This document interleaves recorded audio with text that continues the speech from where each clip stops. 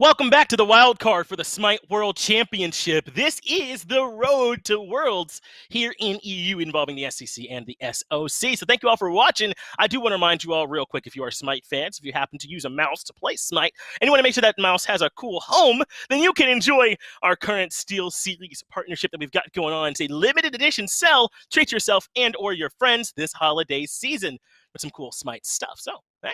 Maybe check that out if you guys are Smite fans. Now, I am joined here on the desk by one of the best, Kiki So Beaky, Kiki So Cheeky. Kiki's here with me. How are you doing today, man? I'm doing good, Finch. I'm so glad that you could be here with me today.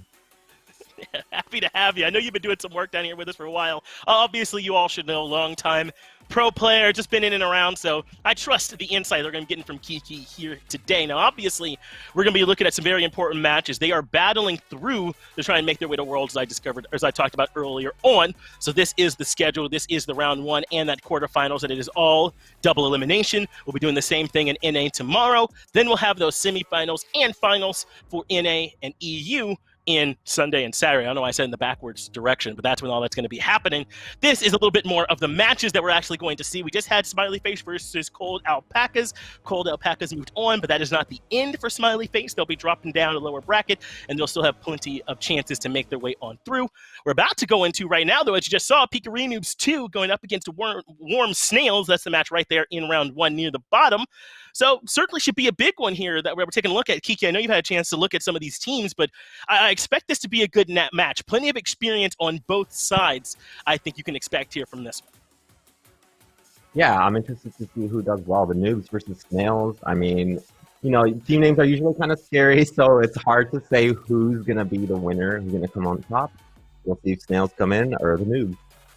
That's right. Can Pikarinoobs hold on here in this one? Kind of feels like the question, because Warm Snails, I think, could be some really difficult challengers. So let's talk a little bit then about Pikarinoobs. Certainly some familiar names on here, right? Obviously named after Pikarino himself, who's here on the squad, but Davey, Alka, Rapio, Captain Odi, these guys have all been playing around this level for a while. And in particular, Rapio has been a mainstay here, either in console or down here as part of the SCC. So he kind of has to lead the squad, I feel like. Yeah, I don't really keep up with you too much, but Rapio is one of those names that I've heard around for like years now. He's always been doing really good in the jungle. Honestly, that's top 3 even for one of the bottom competitors. Now, they're going to be expecting a lot from him, from this whole squad, really, if they want to try and take down some of these other teams. We know here in EU, though, sometimes this play style can be a bit slower. Sometimes they'll be a bit patient, so that's what they're going to need to make sure they do. Get some of their heavy hitters, some of their strong players from these teams onto some picks that are going to scale well if we're going to have these games go on a long time. And Pikarino, we know, certainly can do that for them here in the middle lane. So is that what you expect here from this one, Kiki? Another bit more of a slower, drawn-out match then, where Pikarino's going to make sure that they're ready for like the 30, 33-minute mark, that type of thing? Yeah, the games are similar to what we just watched. I really want to just say that people need to be careful on fire giant souls. You should be pulling them yes. necessary, and then the game is just kind of lost. So I hope that people are playing a little more towards team fights, maybe. No, that's a great point. We just saw that happen in the previous set, right? If you're not careful around these fire giant pulls, even when you're ahead, you could certainly end up throwing the lead, and then obviously if you're behind, you gotta make sure you're careful with those too. But let's talk a little bit here about Warm Snails, because these are some names that have been around for a minute, right? Hazer, Imelito, Farrakrick, these are some guys that have been playing Smite or coaching Smite, in Hazer's case, for a long time. So how important is some of that experience that these guys are going to be bringing to the table here for this set?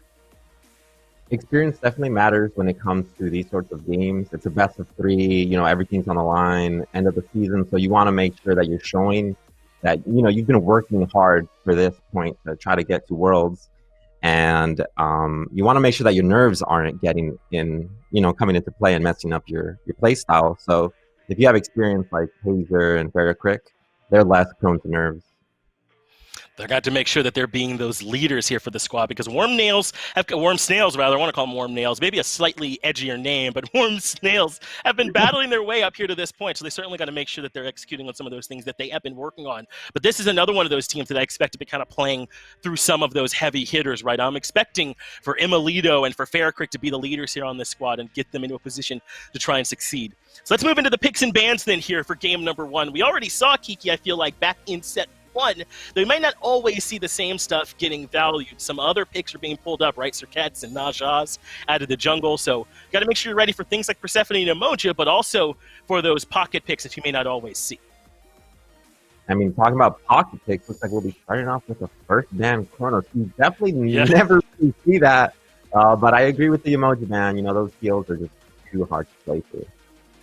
Emoja good at every stage of the game, so you want to make sure to take that one out of there. And now the Giannis ban as well. I know we haven't maybe necessarily seen Giannis take over at the SPL, but here in the SCC and SOC, Giannis has been strong. What does he bring in the middle lane that some of these teams are trying not to deal with?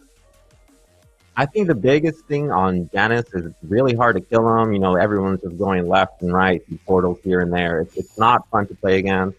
Sometimes it's not fun to play with because Janus is damaged. But right now, the thing is, carries are so easy to kill, so easy to dive. So as long as your carries are safe, you're feeling kind of good. Want to make sure maybe the slippery Giannis is off the table. All three of these bans may be a little bit odd if you're not familiar with being down here. Chronos, Giannis, and Apollo, maybe not always at the top of your ban sheet. Then it's Guan Yu and Set ban, so, I mean, Persephone is going to be down and available, a ton of top-tier picks. But I think this Tsukuyomi is an interesting place to start because he's been through some changes, Kiki, but he is still strong and almost impossible to get away from. I don't know how I feel about the first 6 Kiki. I don't think he's up to those standards. That's going to leave open the Cupid, which we did see getting ignored last set. So maybe people are starting to feel more comfortable with dealing with it. You know, Heavenly is a pretty good counter to the Cupidal. That's on a longer cooldown than the Cupidal, and that also gets paired with the Khepri, which seems to be a very safe pick right now. It's a great way to start here. Feels almost team fight oriented right from the start around this Fields of Love from Cupid and some of those hearts, and then obviously Khepri with the great res and setup. Meanwhile, Pikarinoobs have been pretty consistently about their aggression. Even this Amir pick certainly is going to be looking to scrap right from the beginning, but might maybe have some trouble trying to deal with this Cupid and the Khepri. And now Merlin. This has been a top tier pick here so far this weekend. Even with Persephone on the table, are you okay with Merlin being the first mage pickup here? It's possible that people just didn't want to practice Persephone going into this, and now it's up, and they're like, let's like forget her. You know, like, look at them. They don't want Persephone either. They're going to lock in the Osiris. They're favoring easy-to-play gods with good options all around. Osiris is always going to be able to get in there and mitigate damage and probably slow you down to death. So yeah, passing on Persephone, the Raw has been a really popular pick lately. He's so strong too, and all those have kind of been by the wayside, though still plenty of room on this other side for Warm Snails to pick up a mid laner a little bit later on in this draft. So maybe look to Pikarinoobs, try and take some of those off the table. And yeah, they're going to head right towards that Raw. He is just too strong right now. I'm really liking Pikarinoobs' comp so far. You have the Ymir walls, which is going to be great for looking to pick off this Khepri. Khepri is great for sustained fights, but when you have Ymir, you're able to wall people off and just take fights as you want them for 5 seconds. You know, you just base it around cooldowns, you look to poke people out, and eventually with the Suki, that's what's going to give you a lot of zone control. Taking a bit of an eye here towards Faircrick, I think, as expected with these bans, the Ra and the Scylla removed. So, of course, you end up with a 4th pick, Persephone, on the other side there for Warm Snails. I think they're feeling pretty good about getting to take that in that spot, especially with those bans being spent towards the middle lane. But it's kind of like you said, right? This comp for Pikarinoobs is in a good spot. The Amir walls should be able to cause some serious problems, but I don't know how I feel about this Naja. We saw it struggle in the last set. It's just not a top-tier jungle right now. Yeah, there's something about Nesha that just doesn't really get the job done sometimes. You know, if they have beads, then the ultimate is essentially useless. Well, not useless, but it forces beads, you know. Right. It's just not a hard-hitting thing that you want from a jungler sometimes. And with the Nike, they do have a lot of get in there and just create mayhem. Yeah. But looking at the other comp, wow, those are some great gods. With last pick for Ket, they have a really well-balanced comp. Yeah, I'm thinking so too, right? Warm Snails have an all-around comp. Meanwhile, Pikarinoobs look like they want to hit the W key and never let go. This comp is ready to be all in here at this point then. So do I have the right read? Are you kind of leaning towards Warm Snails now that you've seen the whole draft? It's gonna, if the Pikarinoobs can get an early lead, then I can see them maybe controlling the game. They have to be careful come Fire Giants. Don't throw those Fire Giants. But the carefree comp, it's really safe and you get to drop them. Got a safe comp all around against the aggressive comp. We'll see which one will win out as we move on to game 1. Thank you, Finch. It's Blazing Aggro here on the casting table for this wonderful set between Pikarinoobs 2 and Warm Snails. Hello there, Ryan. How you doing today, man? Doing great, Blazy. Excited to be seeing competitive Smite again. It wasn't that long between playoffs and now, but it still feels like it was too long. I'm glad to be watching it.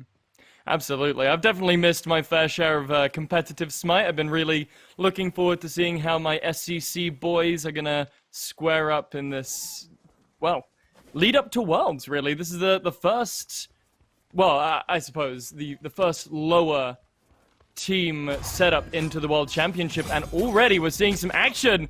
As over here on this left-hand side, Emilito's getting pressured up, but Rapio also taking a lot of damage here. Warm Snails looking to re-engage already.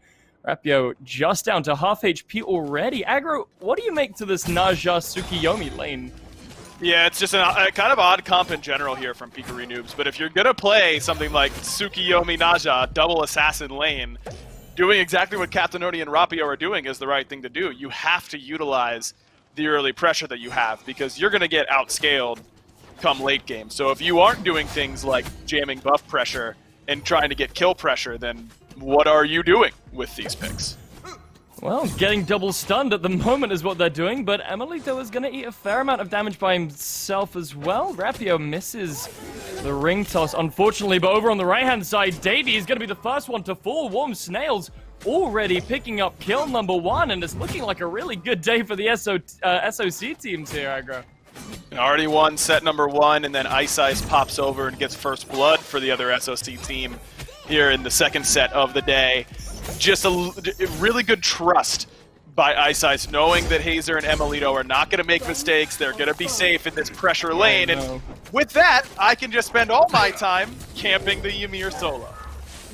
Jesus. Well, it's one of these big campable targets, Ymir can really have a big payoff if you can snowball him, pardon the pun, into the mid to late game when you pick him up in that solo role, but he's completely immobile, and that wall doesn't really give you much in the way of lane clear, so probably not going to see that online for a little bit, so not really all too much you can do against these ganks from Ice, and, well, Beazriel's just got all the slows in the world, and it's really working out for him.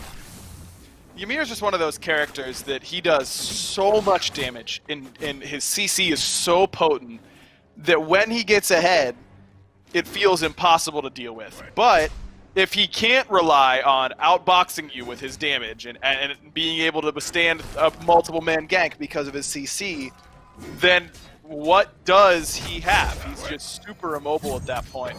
Ice has made sure that he feels pretty unimpactful already. Well, mobility, definitely the name of the game, as all the way over to the left-hand side goes Ice, but Rapio's going to be the first one to pick up a kill. Hayes is falling down. Rapio gets the hardball placed on him, but is going to tether over to Emilito. Not going to matter, though. The turnaround's going to be good. Emilito survives with just a slither of HP. And now back over to the right-hand side. Swing like a yo-yo. We got Azrael in a spot of bother. I'm not really sure if the Pikarinoobs have the kill potential here onto Osiris just yet. Blinking away, we'll find Azrael safe. It's a bit of a relic to pick up first in the solo lane here. A little bit, but at the same time, when you look at what you want to be able to do come teamfight time, you really want to be able to pick up Blink and Thorns. Thorns is going to do a whole lot of good for you, level 3, level 4. Blink can do things like that, which is get you out of sticky situations. So makes sense to see Azrael pick that up at level 1. I'd highly expect him to get that Thorns at level 12, and we saw it in set number 1. There were, what, 3 Blink Thorns on one team whenever Preds was playing the Circuit jungle. I do not think that is going to be an outlier this weekend. I think that the teams are going to heavily prioritize Thorns pickups, and ADCs and mages are probably not going to have that much fun this weekend, all things considered. I mean, I'm all for that, right? ADCs, they can really be difficult to go into. So I for one, am glad for the Thorns, but I know it's a bit of a touchy subject for the squishier players among us, but Yeah, not my favorite relic to play against, I would say, but I understand why it's helping frontliners have more fun, because being able to take more damage than me and deal more damage than me simultaneously does sound more fun, so I get it, yeah. yeah, I mean, listen, if we're gonna have to run into your machine gun fire when you're playing an ADC, right? Late game, you're hitting Blazing. Yeah. I'm not ever playing ADCs. That's easy mode. Oh, okay? that's fair. ADC is just mages but easier. So I'm with you on that one. Well, speaking of being with you, Rapio's taking Ice up into the sky with him. Ice is using that circuit mobility to get out, and on the left-hand side, Captain Othi might be under some trouble, but might be able to turn the tables here onto Hazer as the flurry of damage comes through with those dashes. Forces the ultimate out of the big bug, and the Caltrops are going to do some more damage, but Amelito now in a bit of a situation. Misses the heart bomb. The shuriken's going to be good, but that dash is really too much ground for Tsukiyomi to cover without that 2-up. Yeah, but at the same time, Odie just forced 2 ultimates for his 1 in the duo lane and nearly killed them both. Hazer also used his sprint at the exact same time, so you're feeling awfully good about your setup in this lane if you're Captain Odie. Absolutely. Rapio not feeling so good, though, as Ice is going to pick him up with some help from his mid laner, using that grasp of the undead to make sure that he stays exactly where they want him to be. Aitori trying to get a little bit of poke through the wall, but Ice seeing that opportunity, going to jump through. Now it's going to be Pikarinu on the defensive, just trying to do a little bit of poke in this mid lane, but I don't really think anything's going to come from this engagement.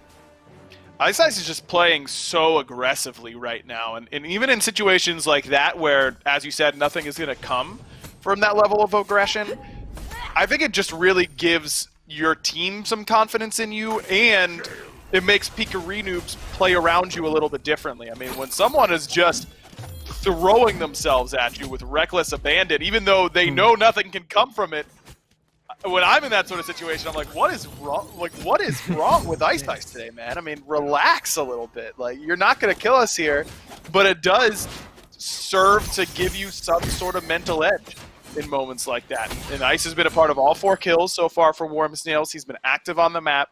It hasn't just been the solo lane where he spent the first few minutes, but he's since rotated to the left-hand side and got that pick by Red Buff on Rapio. If Ice is going to play this heavy-handed in this game, if he's going to be this impactful, I like Warm Snail's odds of looking really good here this weekend.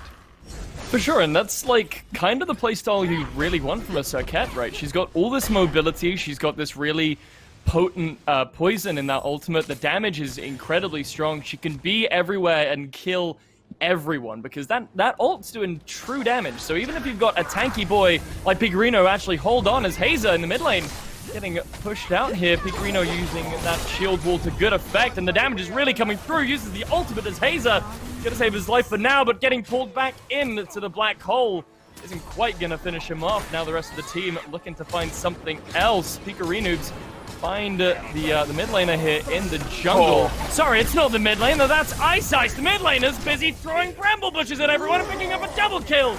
That's going to be 2 for Farrah Crick. Ice picks up number 3, but the rotation from Captain Oti's going to be good. He's going to put Ice in the ground for starters, and now jumping in place is Azrael. The Osiris does a fair amount of damage, and thanks to the rotation from my boy Amelito, they are going to be able to pick up that kill, put Captain Oti on Ice, pick up 4 in favor of Warm Snails for only 1 in return. I mean, I get the idea from Pikarinoobs. We just forced Hazer out of this fight. He's not going to be here, and even if he gets back here somehow, he won't have his relic or his ultimate. So let's look to be aggressive on this red buff. Hey, here's Ice, no beads. Sash, ult, feeling good about it. What kind of burst do we have when we come down here, fellas? We have a Merlin Frost one. Level 8, by the way. It's just like not a lot of damage. Pikarino messes up his jump. He's too early. Doesn't keep the CC chain going on to Ice. And Ice, because he's a man possessed today, apparently, goes forward, finds a 2-man Cobra's Kiss into a 2-man Death Bane, into a 3-man Grasp of Death. You're seeing where this is going. It's just too much AoE for Warm Snails, too much CC, and it's much better timed than what Pikarinoobs has. And it goes back to what the desk was worried about, to what I was worried about with the Naja last game. Why Naja here? I just don't think it fits. Yeah, they don't really have anything to fully capitalize off of the ultimate when she comes back down, but we'll have to worry about that at a later date, as now in the right-hand side, ultimates are flying left, right, and center. Looks like the Ymir is going to get stung, and Ice is coming out on the back side, but Pikarino's going to jump on him and stomp him into the ground. Now it's just the Osiris left. Davey looks like he could be in a bit of trouble. Osiris just able to walk through that wall and chase him down. Down falls Avi, but now it's a 1v2, still in that right-hand side, but in the left as well, we got another engagement. Hazer nearly able to pick up a kill on his own. Captain Oti and Rapio looking very low there, as meanwhile on the right-hand side, looks like even more fighting is happening. Yeah, this is not particularly EU pace, I'd say so far, Blazy. This is more NA style, just pedal to the metal, gunning it down both side lanes. A 2v2 won by Captain Oti and Rapio on the left-hand side, where Emilito and Hazer end up falling. On the right, you kill Ice, which is important because he's been such a key part of Warm Snail's early success, but then don't get a whole lot afterwards on the back end, and Davey takes yet another spill. Davey has looked a little bit uncomfortable in this lane, I'd say, so far. Getting killed, level 2, teleporting back, dying again, level 2, is backbreaking for any player, so I can understand why. And honestly, he's done pretty well to stay close enough in levels, but there's no doubt which solo laner has made the bigger impact so far, and it's been the Osiris by a country mile. Absolutely, and I think Ymir is a bit of a rough pick in the solo lane at the moment, when a lot of more bully-based characters are in the meta. You know, we've been seeing a lot of Osiris, a lot of King Arthur, a lot of picks like that, just really good at bullying out pretty much anyone, and Ymir, just as I said earlier, with the lack of mobility, is really going to suffer from that, as over here on the left-hand side, an ultimate is exchanged. Rapio takes Ice up to the sky, but nothing's really going to come of it, because yet again, there's just nothing for these targets to land into. Now, even though the Naja ultimate has not and likely will not be super effective this game in comparison to where we normally see Naja picked, Rapio has been able to be effective in the way that he's using the rest of the kit. I mean, he's still an assassin, he's still playing very aggressively, stepping up for buffs. I mean, the typical jungler turned support, he's all over the map, using a character that he's comfortable with. He's got a level and a half lead. It's not to say that Rapio has been completely ineffective this game. It's just highlighting whether or not he can be as effective as he could have been on a different... Well, effectiveness is definitely not in question for the ultimate of Persephone, as it's going to claim one and help claim a second kill for Warm Snails here in this engagement already, as both the... both junglers fall down here. Ice and Rapio, the support, not the jungler. My bad, that Naja instinct kicking in for me there. As it's going to be a little bit of a Understandable. Understandable, especially with Rapio. Rapio's been a jungler for years at this point, you know? Yeah. This is a little bit of a different look for him, so I totally get where... If I'm seeing Rapio's name, I'm thinking jungler as well, and that's why I think that this style of composition for Pikarinoobs can make a lot of sense. If you're going to have Rapio in support, put him on a god that he's likely to be comfortable on and let him play a style that he's comfortable on. He's really just playing jungle with less farm, which every jungler plays with whenever you're having a bad game. So it's not a big deal to change up your playstyle a whole lot. I think that we're going to see Rapio diving the backline much like a traditional jungler would. There just isn't a lot of peel on Pikarinoobs, that they're mostly dive-oriented, and that's why the Tsukiyomi, instead of a traditional ADC, can work really, really well. He's just going to dive with him. Now, Aitori's probably going to end up getting gunned down in this game, and whether or not he's going to be able to get his damage off is really the question. But I expect this Merlin to die fairly often in a lot of these team fights because the rest of the team is designed to really not be near him at any point. Yeah, for sure, and well, in the mid lane, definitely some members of Pikarinoobs wanting to get near the enemy team. This dive comp, as you said, they're just diving under that tier 1 tower in the mid. Everyone's falling down to about half HP. Looks like Merlin, as you said, definitely the top priority target there. He's going to get this down to a little bit lower, but nothing really to come of it. I was going to say that Davey, probably the man to protect Itori in case these fights do break out. Ymir not particularly majorly suited to running into those backline targets, considering his lack of mobility, but can definitely create a fair amount of safe space for his teammates when he needs to. No blink for him either, so it's going to be a little bit harder for him to dive. I think if there is going to be someone to peel, it'll likely end up being Davey. I wonder if he had teleport from the very beginning, if he felt like he needed it in this lane, or if he died and bought it after saving his relic and then died again instantly anyways. But that teleport pickup for Davey is a really, really big deal, because I think it severely hampers his effectiveness come teamfight time. Blink freeze is kind of a relic of the past. You really don't get the opportunity to do that often. Players are just so quick on their beads timings and on their CC immunity ultimate timings that the freeze animation often takes too long. But blink wall is a huge deal in team fights, and without that as an option, I'm a little worried about how well Davey will scale into the late game here. Yeah, I mean, he's got that Thorns, so at least he can create that giant don't touch me or come near me or this area or you will die kind of a field. So that's kind of something that he's got going for him. But as you said, these walls, I mean, we saw Awesome Jake 408 just rocking the SPL qualifiers with these Ymir walls, and I think that's maybe why we're seeing Ymir come back into things as much as we have been recently. And just from those few games, you really see just how impactful those walls can be, as you said, especially when you look at Warm Snails' draft, you know. Two of their members, the carry and the support, have no real way of getting over those walls. It's only Farrakrik, Ice, and Azriel. And even then, Azriel either has to have his full passive up or his ultimate, and Farrakrik has to expend his entire jump to do so, but when you're jumping, he's up into the air. He's gonna switch around that ultimate, but sitting on really low HP here, but Ice is just around the corner, manages to get the sting up on Itori. He's gonna fall down to the tower, but now the rotation from Captain OT is gonna be good. The res from Hazer, even better to save the life of his jungler. Now, in come the solo laners. Jumping into Osiris now is Pikarino, and the ultimate's going to come through from Cupid and Nike themselves. Rapio looks like he could fall down here as well. Hazer's going to take credit for the kill. Kill for Bugfather, baby! And now on the left-hand side and under tier 1, fights are breaking out. Laser beams are flying. Ice is getting another kill. Captain Oti finally manages to claim one back in favor of Pikarinoobs, but Evolito's quickly going to put that down. And Farrakrik is going to pick up one more for the Deer side for Warm Snails 17 minutes into the game. And you see the draft as it's designed to work for Pikarinoobs. We dive, we be aggressive, we get on the back line quickly, but I think you also see where the draft has hurt them in that same vein. Rapio picks up Farrakrik. Great ultimate from him. Vitori's right there with all of his burst damage that he could possibly do, and it's not enough to kill Farrakrik. And then Farrakrik gets his ultimate off, which normally, I suppose even if we had something like a Ra, Farrakrik would be able to get the ultimate off because he's Persephone. But he wouldn't be able to do nearly as much damage on the back end of it.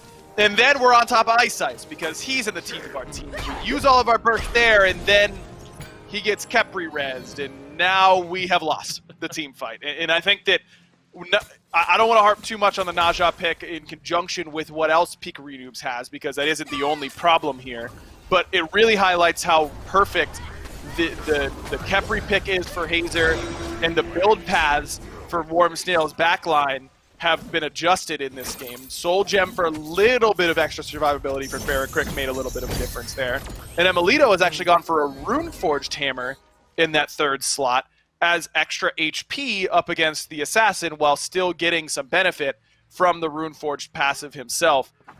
I've not done a whole lot of testing on Runeforged Cupid, but it makes sense that, you know, it could feel good enough. He gets free attack speed already from leveling his dash, so you're not feeling the lack of attack speed of the build at this point quite yet, because normally for other hunters you'd be building it, Cupid's getting it passively, and whenever they're slowed by your Heart Bomb or by your ultimate, you're going to be hitting them 15% harder, and the extra HP up against the Assassin matchup of Captain Odie certainly doesn't hurt.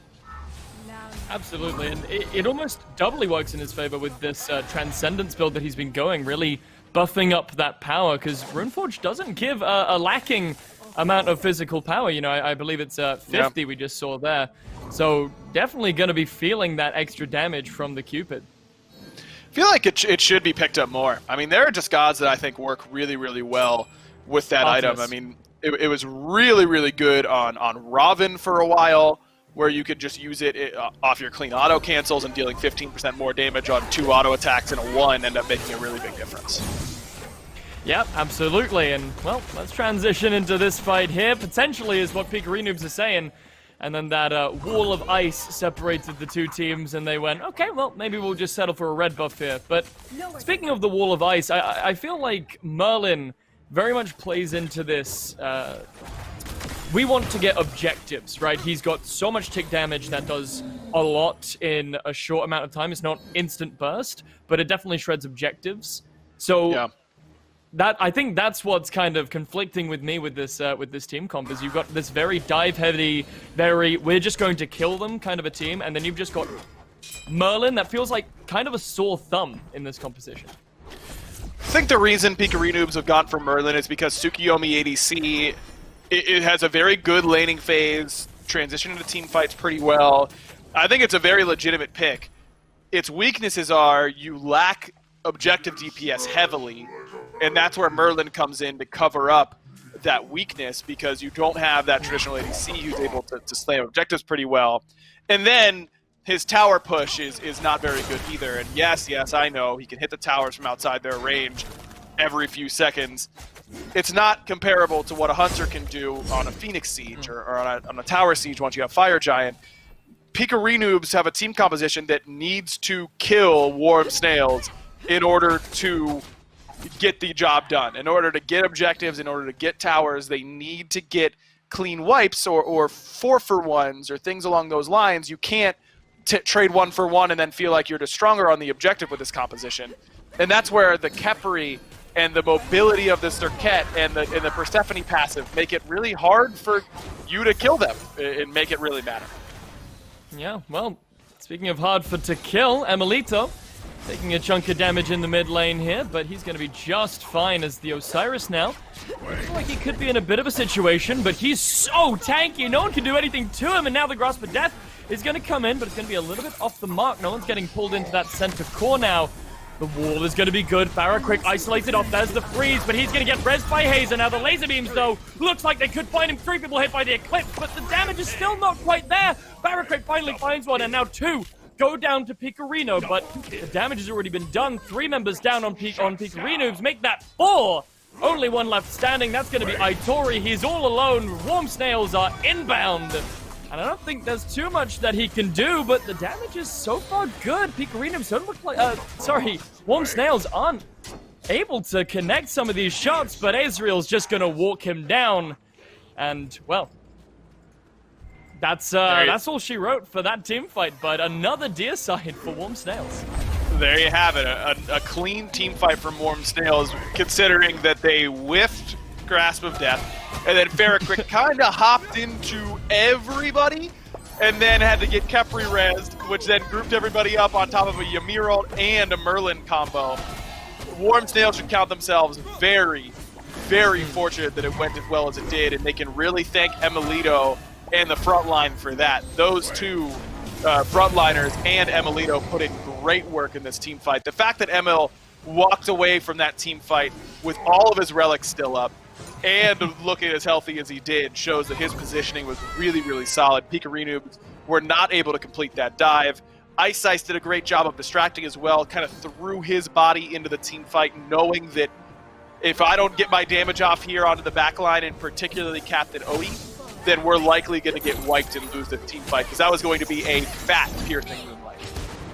Well, speaking of bodies getting thrown, Ice Ice is in a situation, tries to latch on to anyone nearby, does get the kiss of death there, but it's not really going to matter too much.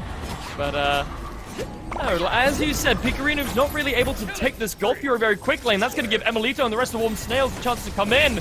The ultimate is going to pop, and now once again, the Grasp of Death is going to come in, but not quite on the mark. Does manage to find 2 tethered into it, though. Captain Oti is able to find Farrakrick in the backline. He's still half HP, so let's see what else he can do in this fight. Hazer picks up 2. Hazer! Double kill for Bugfather! That is hype. Farrakrick gets a kill from beyond the grave. And Itori once again, last man standing warm. Snails are going to pick up the Gold Fury nice and quickly here in all likelihood. Not really too much Tori can do over on the right-hand side of the map. Yikes. Yeah, little familiar here. Emilito, Azriel, and Hazer alive. Itori last one alive on the other side, and Warm Snails are going to get an objective on the back end of a team fight where that's the outcome.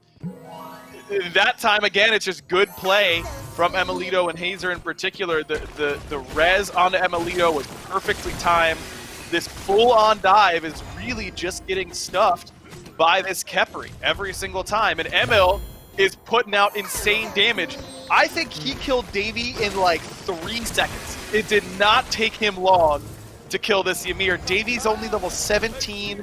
He didn't have Spirit Robe done at the time. He got Heart Bomb, and he died before it finished, is what it looked like to me. I mean, it was that easy for Emilito to chew through him, because look at the build for Davey. I mean, his only dedicated physical defense was a Cloak of Concentration at the time, so like 30 prots, and a Breastplate of Valor. Emilito just doesn't care about that, man. He has way too much damage in order to handle. Now you're looking for Pikarinoobs to punish the fact that Emil doesn't have beads for 60 seconds, and if you can't do that, good luck, because then he's going to have both his relics up again and a Khepri ultimate waiting for him once again. Yeah, it's really looking rough here for Pikarinoobs. Their whole comp, as you said, is really hard to go into this Khepri, who, if you dive him, he's just going to slap 4 on whoever you're diving onto, and you've already used all of your tools to get that pick. And now what you going to do? You're out of position, out on a limb, your cooldowns are up.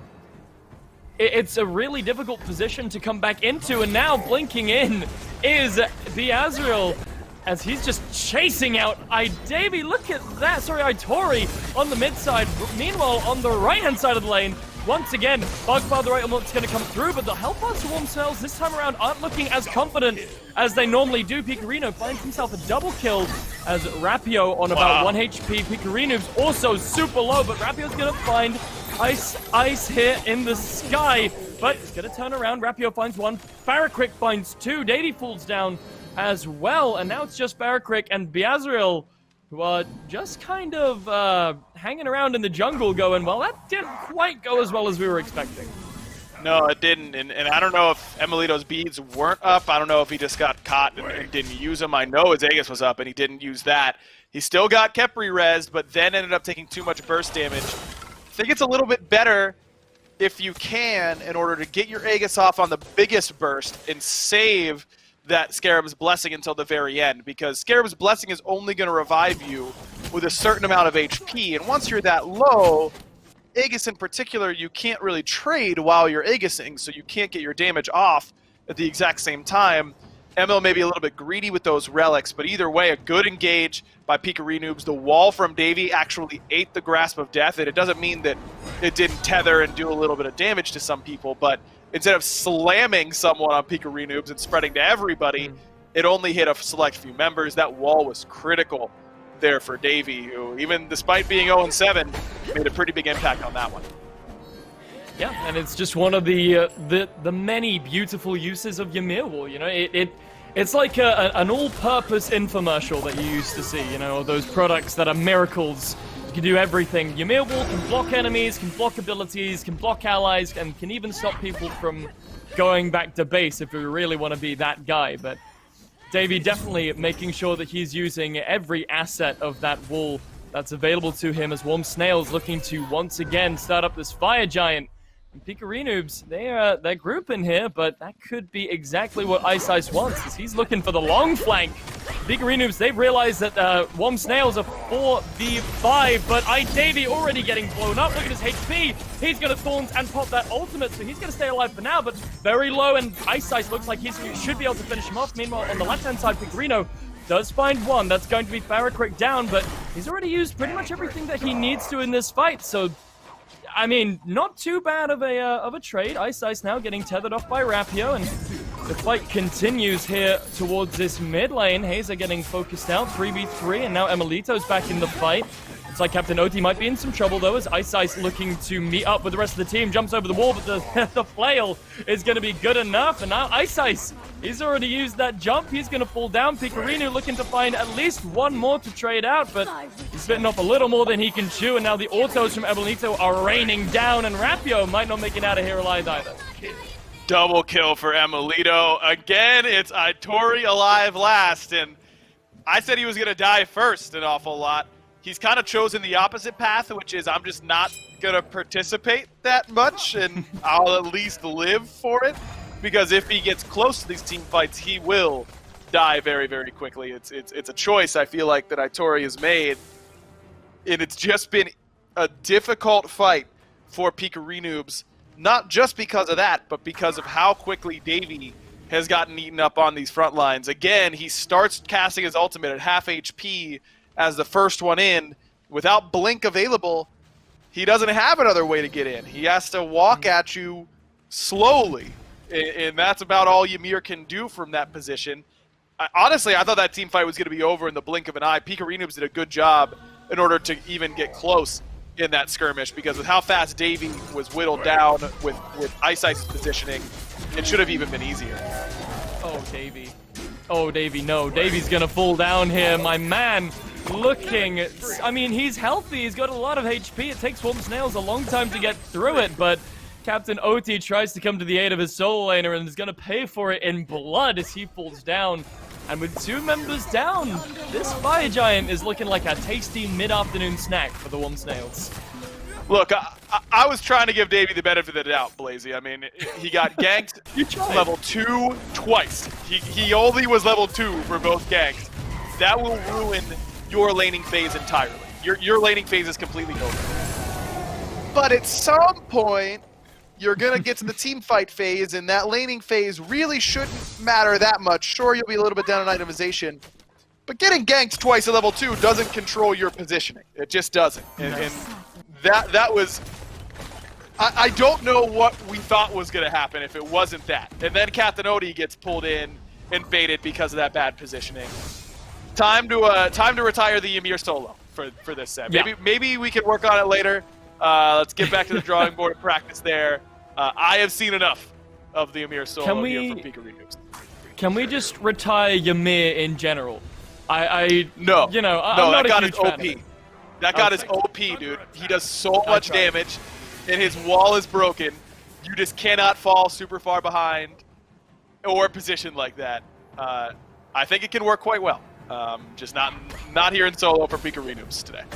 Well, pushing into this tier 2 Phoenix. It's upgraded. This mid Phoenix now looking like it's under some duress, but Rapio also like he's having a bit of trouble already using the Scarab's Blessing though. Emelito just about manages to proc it before it's over, but it's not going to matter. Davey in with the carpet. Emelito's going to fall down. Apparently he didn't enjoy the upholstery. Pikarino now is going to find one, and Itori picks up one of his own. This is looking really good for Pikarino. Ice looks like he might be able to make it out, but the wall is going to slam in his face. Itori picks up another one, and now it's just the Azrael who's trying to make it out, but look at this. If it wasn't for that heal from Rapio, I think he may... Actually, it's not going to matter. Azrael has got the damage. He's got the masterful tools, and he's going to take at least one member with him. But now Captain Oti looking like he could be on the menu as well. Meanwhile, Pikarinoobs are pushing down mid Phoenix themselves. They might have been able to end, Blazy. They don't have the guy to do this Phoenix damage. Now they definitely can end. ML's up in less than 10. It's just going to be a mid Phoenix. They was 5v1. For Pikarinoobs, and yes, they were a little bit low, and yes, they don't have the traditional hunter, but if Rapio and Oti just run up mid with the rest of the team, they had a real chance to end this game because Warm Snails just absolutely botched that siege. I mean, Emelito killed himself on Oti's Thorns, thinking that it would be good to get the Kepri heal off the Scarab's Blessing and then insta-dies upon landing. Ferrocryk doesn't find a home with the ultimate again. They get 3v1'd by Oti on the back line. And then the only reason that Warm Snails don't get punished more heavily for it is because then Pikarinoobs walk in and take the fight 5v1 against the 5-1 Osiris at the time. Yeah. Bit of a I don't know, we entered the Twilight Zone there underneath that mid Phoenix, but I hope we're back now to do the normal stuff. Snails maybe got a little too ahead of themselves there. Yes. They were having some technical difficulties of the mind, and now they are fine. They are back. They picked themselves up a Fury, and now they're looking for the Phoenix yet again. Maybe this left-hand side one, where now that the Fire Giant is pretty close to coming back up, and well, the Pyromancer just went down. Everyone's getting alerted to it. I think Snails might actually just be able to run down this mid Phoenix before Pikarinoobs have a chance to get there. Oh, Pikarino gonna blink in, get a nice ultimate, separates the whole team fight, and forced out that Fields of Love. That's a great creation of space. Hazer is going to take a chunk of damage, but Snails not really feeling it too much. They forced the Pikarinoobs away from the Fire Giant pit. They're going to back now. They were trying for that Phoenix Siege just to quickly push it down, but fortunately that didn't go to plan, so instead they're going to back, hopefully pick up some wards, move to secure vision around the Fire Giant, and set up yet again for the Fire Giant Tango. See, and this is a good example of a game where Serket is so difficult to execute come late game. I mean, Ice was all over the place early game, and that's what that character does. I mean, she gets off to these leads, she sets up ganks perfectly, she has a ton of damage, a ton of CC, a ton of survivability all by herself. And then late game, none of that really matters that much. I mean, Ice has transitioned into this full tank build. I don't think that's what's holding him back, honestly, because I think he would die even faster if he were full damage. You just cannot afford to build Serket full damage. Her damage keeps her in place. It's not Anubis level, but it's honestly the closest comparison. If you want to get damage off with Deathbane, you got to do it in place. If you want to use your ultimate, you've got to stand in place. All of those things are death sentences for squishy assassins. And this is why I think Serket is just a little bit overvalued, because yes, she did great things in the early game, but you had better win quickly off of that advantage, because if you get to this point, she's not going to do a whole lot for you. Yeah, you know, I got to agree with you. I think Serket in the support role can really, really make that impact in the late game, because you have the assassin who can go in and capitalize on whoever you're going to poison, right? You poison someone, the assassin comes in, bada bing, bada boom, poison spreads, hopefully, and then you can clean up the rest of the team fight. But when it is the assassin who's like this really tanky presence, I mean, they're really relying on Azrael to be this kind of dive damage to deal with Aitori, and as you said, Aitori is just staying as far away from these fights as possible, but Merlin's got the range. He can do that, and in the left-hand side, sorry, to break myself up into the sky goes Rapio. Let's find a target. Now laser beams are flying, down come the Fields of Love, and the fight is separated here in the backline. Emilito, though, is going to find one, but it's going to be quickly traded up by Pikarino. Captain Oti picks up one as well. Barrett Crick is still alive, though, in the ghost form, so he could still do some stuff. Meanwhile, here in the back, you've got the solo... Hazer picks up another kill! That's the talking point. Captain Oti falls down, and the mid lane fight still erupting here. Looks like the Azrael could be able to pick up the kill on Pikarino here. The tether's going to be good. Hazer uses the ultimate on himself. Rapio not quite able to pick up that kill. Ice does manage to make it away from Aitori, but now Aitori is making his way back into this fight in the mid lane, but eventually it's just going to fizzle out 3 for 2. Man, that fight again felt like it should have been way better, but this time it's for Pikarinoobs. You get Ferricrick and Emilito down. I don't think ML's died with both relics down this whole game. He is using one, and that is it. That's all you're getting, because he's expecting to get a Kepriot on the other end, and Hazer just couldn't find him with it this time around. He ends up dying with Scarab's Blessing still up. Hazer eventually uses it on himself, so at least he gets some sort of value.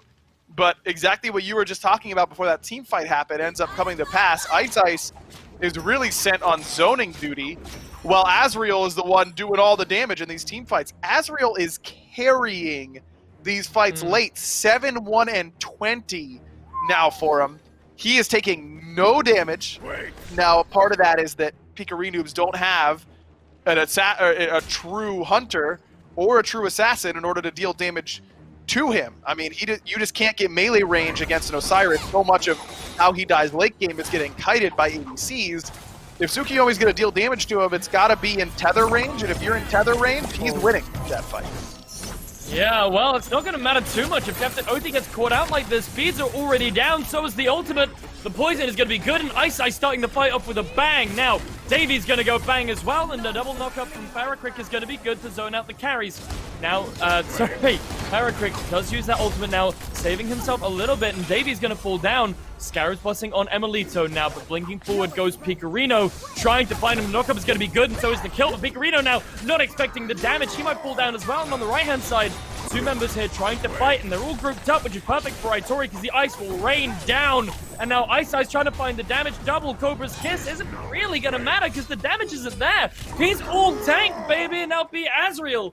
Only one left standing here in this engagement, but the rest of his teammates are going to try and come towards him. Looks like Farrakrick should be able to help out here, as well as Hazer to finally pick up this kill, but a beautiful double pull there from Itori is going to buy Rapio just enough time to probably slip away here. Yeah, Rapio's out, I think. He's got Blink. I can't imagine him getting caught from this position, and really great dive coming from Pikarinoobs after they lost Captain Oti, which should be game-losing in a situation like that, because then Davey waltzes in and goes, oh, me too, and he gets picked off immediately, but Pikarino is able to create a lot of space with that ultimate once again, did a lot of damage with it. A miscommunication between Emilito and Hazer ends up mattering a whole lot, as Emil actually Aegises the vast majority of the damage, leaves himself at 1 HP with a Kepri ultimate on him as he runs, and then it's easy cleanup. Yeah, well, cleanup is exactly what's happening here, Aggro. Itori and Rapio managed to spot out Snails trying to do the Gold Fury, and with a missed ultimate from Rapio not really mattering. I think it was more of a warning shot, because Snails evacuate. Hazer gets picked up. His ultimate's still on the mark. Now Azriel blinking through the wall, trying to find the Oni Fury, but it's not going to quite be on the mark. He's going to be able to get out, but Oni Fury falls the way of Pikarinoobs. And Aggro, I feel like it's safe to say that we've landed ourselves into a bit of a stalemate situation here. Both of these teams, whenever they fight, it's going about 2-3, 3-3-ish, to the point where no one can really look to end. What is the play? What do these teams need to do to get the checkmate? Well, first of all, I'd like to apologize because this is all my fault. Remember earlier, whenever there were a lot of kills and a lot of action happening, I said, oh, this isn't really that EU-like, it's really more like NA. Then they decided to hit me with the most EU late game of all time, and so that one's on me. I think that really it's just whatever team makes less mistakes, because both teams are making game-losing mistakes almost every single team fight. It's just that the enemy team is also doing it. So it's just a comedy of errors, so to speak, as Pikarinoobs pick up the Fire Giant, and Ice looks like he could be in trouble, but the thorns are going to come through, but it's not going to matter how far away we are, with Captain Oti has the laser beams, and there's a wall there from Davey too. The Fields of Love are going to catch up Pikarino, but the Peds are going to be forced, so he's going to be just fine to walk away. Snails now on the defensive Fire Giant. First time in the hands of Pikarinoobs. They've got only one tier 2 to take, and 3 Phoenixes on the menu. Snails still missing their assassin for another 50 seconds. Pikarinoobs looking 5 people strong as we go into this first siege. And now they've got Oni waves coming at the same time. That is spooky that it gets here with those Oni archers. Luckily for Snails, they're able to defend at least a little bit of this, but look at Pikarino. Enhanced Fire Giant, he doesn't have to care at all. Down it falls, and it looks like Hazer might follow suit. He's on about a quarter HP, but Brute isn't quite going to find anyone, but Hazer is going to survive as up and down Azriel hits 3. The damage is good, but not quite as good as you would hope. Davy's still under tower, but he's got the HP to tank it, but Emilito doesn't, as he's going to fall down. Tori finally claiming that kill there. Now up into the sky goes Rapio. He's going to fall down. Hazer's going to die pretty much on landing. Clicking in is B. Azriel, matched with his mid laner's ultimate, and the damage is going to be good, but yet again, not quite good enough. That's not what we want. Triple kill for Itori. There's only 2 more on the menu. This could be a quadra if he plays his cards right, as Ice is looking like he could just fall. There's number 4 on the board, but it's going to be for Pikarino. Farrakrick is going to pick up one of his own. But I think it's safe to say, Aggro, that Pikarinoobs are going to walk away with game number 1. Somehow, some way, I mean, Warm Snails had this game by the scruff of the neck. They had solo side Phoenix down. They were walking to mid Phoenix, and that was the real fight where the game turned. Pikarinoobs were able to get it going from there. They did a much better job towards those later fights of making sure that Hazer was not able to res Emilito, either by putting Emilito in worse spots, waiting out those Kepri reses, and then able to dive Emilito successfully, or just focusing Hazer first and then taking advantage later on. A good adjustment by Pikarinoobs, but like I said, I think a lot of errors on both sides to be cleaned up by both these teams. For sure. I mean, props to Pikarinoobs, you know, they, as you said, it was really turning into this NA fight fiesta, and Pikarinoobs were able to find a foot onto the gas pedal, were able to slow it down, were able to get themselves back into the driver's seat and ward off Warm Snails, and showing why Warm Snails is SOC and Pikarinoobs are SCC. Let's throw it to a quick break, and we'll be back with game number 2 shortly.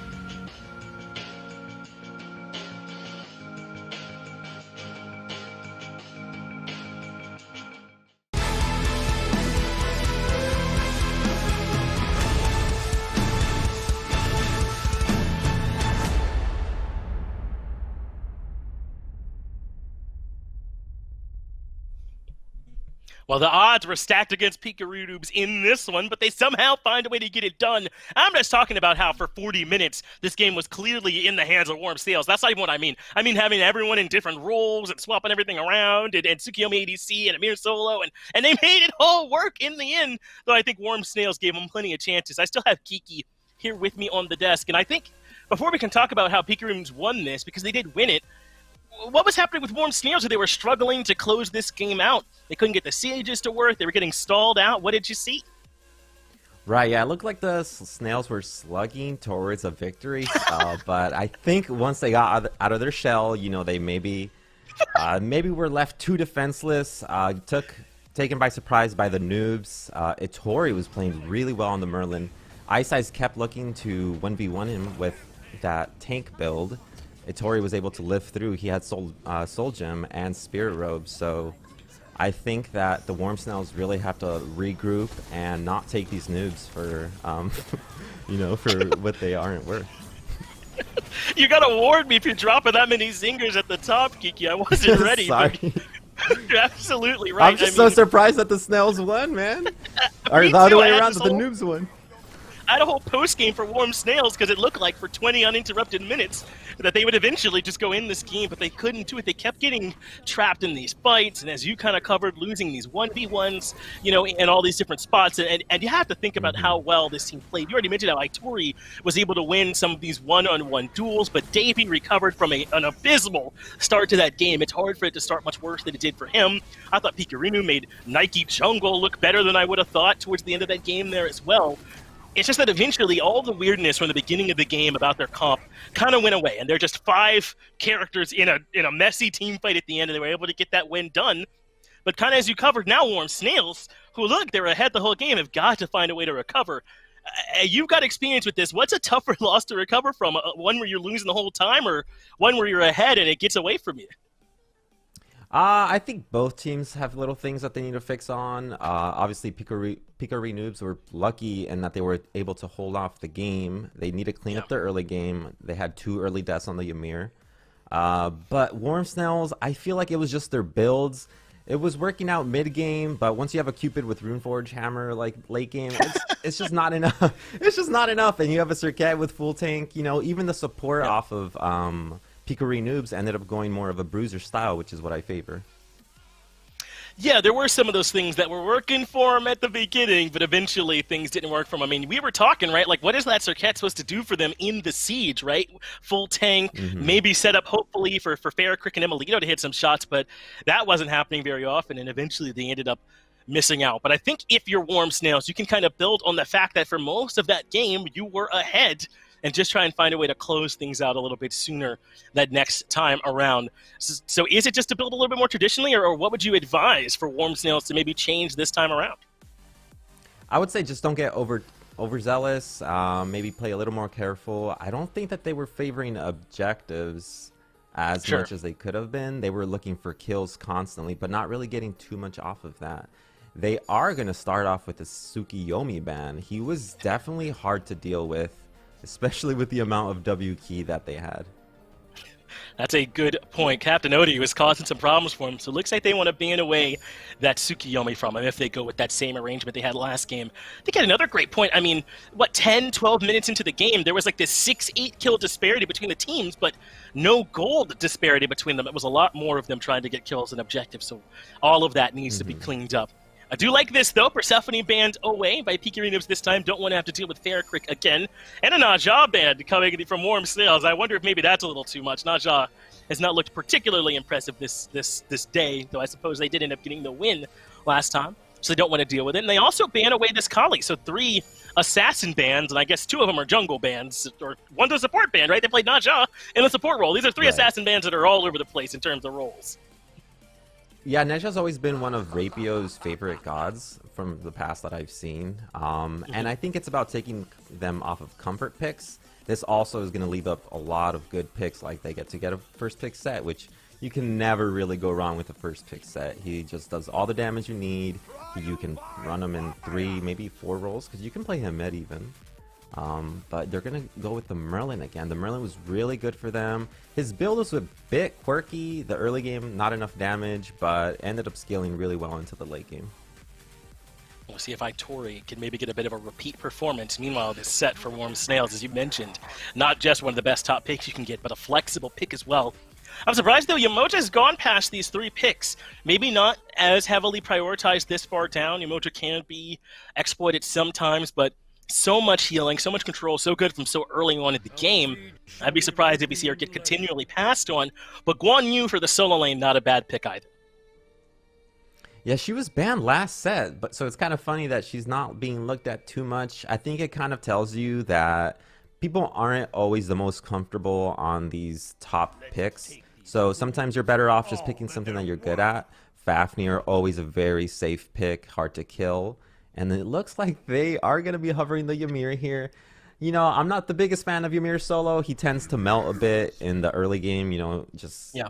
He's not that safe. He's easily ganked. But once you get him to the mid game, late game, and he has those walls leveled up, he really is great for picks. And Davey wants to run back, it looks like to me, huh? I did not like the way the beginning of the game went. Maybe watch other crack at it. But Guan Yu could be a tough matchup, right? With all that sustain he'll have in lane. We'll get a chance to see. We've got this next round of bans coming in. Morgan getting banned away from Warm Snails. Try and limit what Faircreek might be able to play in that middle lane. And they banned Giannis and Persephone. So really trying to make sure they can push Faircreek down onto a slightly worse pick.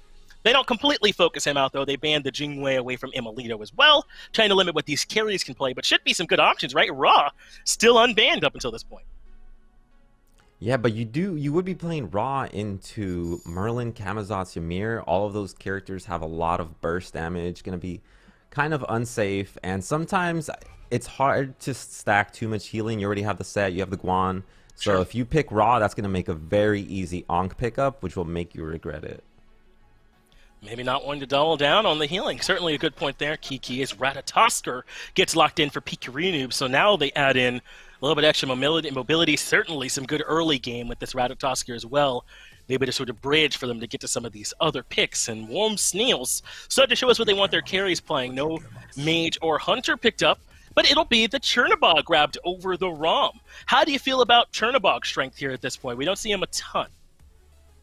Chernobog's this type of god that he doesn't really do enough, but he has it all. He has a root, he has a global that lets you fly anywhere, a slow on top of that with an attack stem.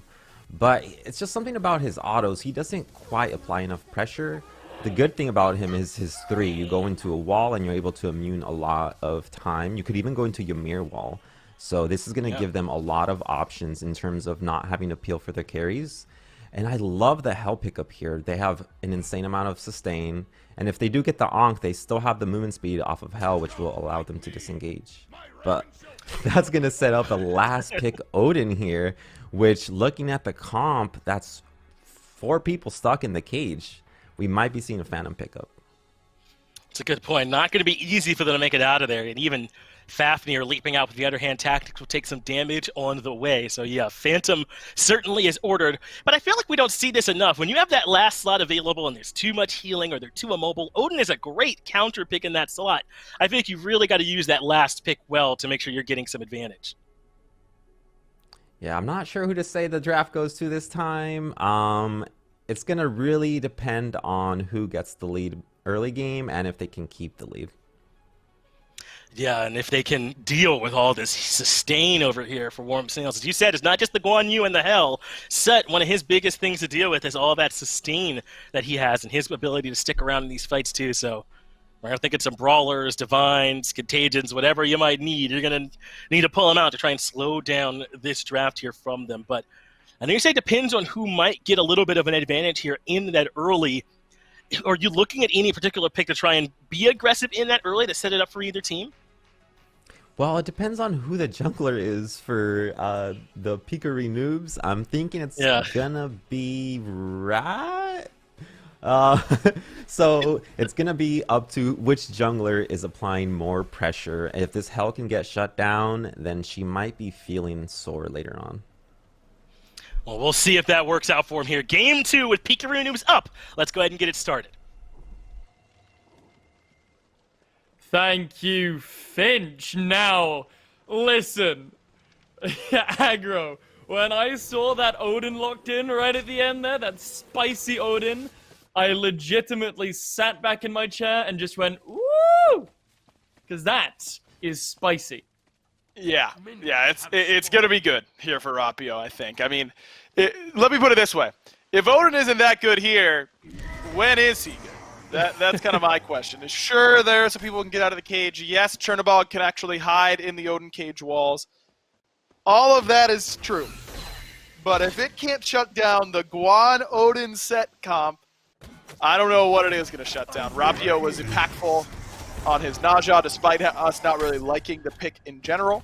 Last game, let's see if we can do the same here on the Odin. Well, it looks like Captain Oti this time taking a page out of Emilito's book from last game, picking up this ADC Camazotz, which is an interesting pickup here. Not something I would have expected to see, but you know what? Love Camazotz, love Captain Oti. Let's see how it works. And they're really using that aggressive advantage, making Warm Snails feel a little bit uncomfortable already at that purple buff. this is pretty similar to what that Tsukiyomi was going to do for Captain Odi last game. I think it's a little bit harder to make work perfectly as Pikarinoobs blinks in and gets beads from Farrakrik in the mid lane. You just feel like the Camazotz is kind of worse Tsukiyomi ADC. He doesn't have the ranged autos to help poke down towers. His all-in potential is much harder to get in position for. We saw Beads Thorns last game from Odi. I don't think you can do that on Camazotz. I think you absolutely need Blink as Camazotz ADC. Otherwise, it's just too difficult to get into the backline. Yeah, I completely agree. You know, even with the extended jump from the buff, but Ice looks like he's in a rough situation here.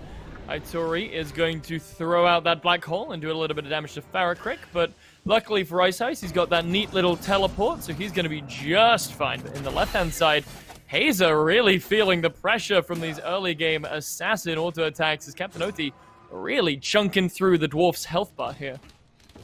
It's going to be a lot easier for Emilito to stay away from someone like Camazotz in comparison to Tsukiyomi as well, though it's got to be worried about using that dash a little bit too early as Hazer with a good hammer make sure that Odi can't keep that chase going. Rapio too low on mana to keep it going either way.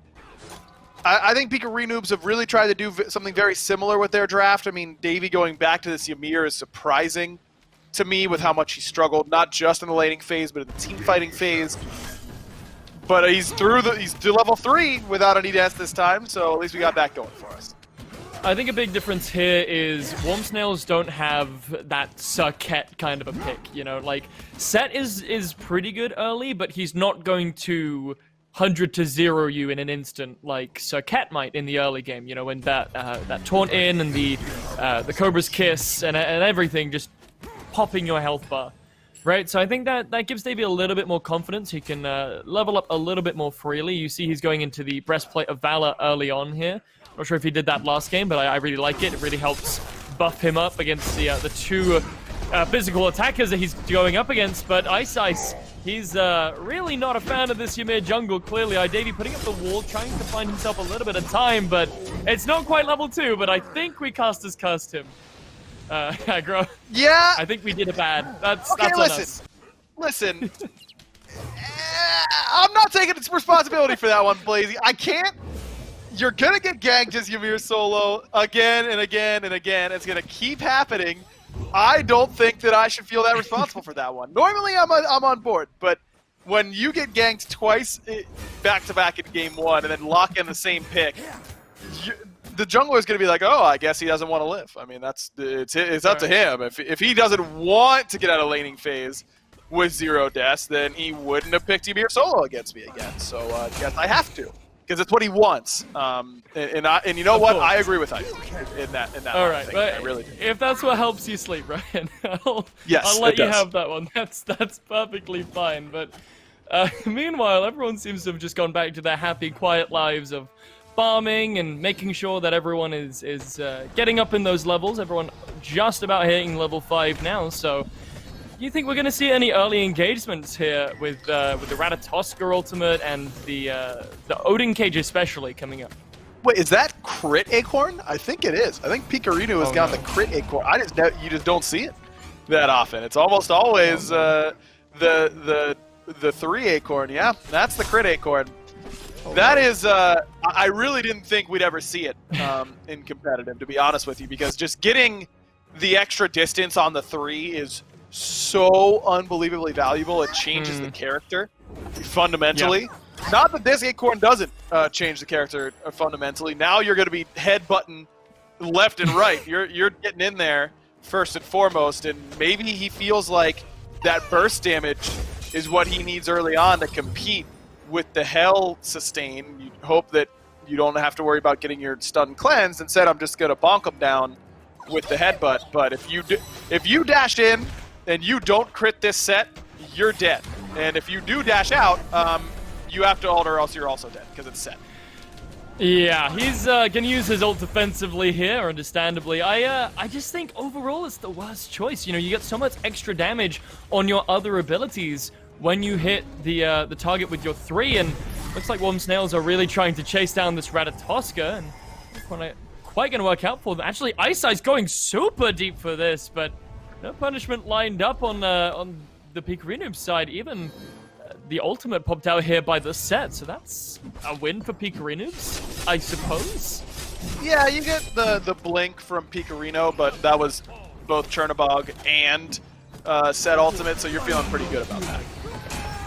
Well, over here on the right-hand side, we're finally seeing this Odin using his wall, but a little bit early, I would say. I would have liked to have seen Rapio have a little bit of patience there, put up the wall once Guan Yu gets onto the horse. Just really gives it a little bit more of an oomph when his only escape tactic is then completely foiled, and he's also completely anti-healed, but maybe they had a different strategy in mind. Just not enough damage quite yet for that strategy to work. If Davey had backed for full boots, maybe he has enough damage. If Rapio comes over with Sledge, maybe that's enough damage. At this point in the game, I mean, he would just need to be much lower in order for that strategy to work. The Odin Cage, remember, now does scale up with level as you put more points into it. It lasts for longer duration. Without the static long duration on it, Ymir just can't get enough of a charge off on that shards of ice in order to make there be actual kill threat. And I think that's another reason why I think I would have preferred just a little bit more patience from Rapio instead of going straight in and just popping down the walls. Let Davey get some charge up on that ultimate, Let him really be able to do some damage with the ice shards, but it doesn't pan out, and, it happens. It's perfectly reasonable, and over here on the left-hand side, looks like Pikarinoobs support is walking back into lane. And they're slapping each other. Wow. Wow, indeed. That's the way it goes. This feels like EU.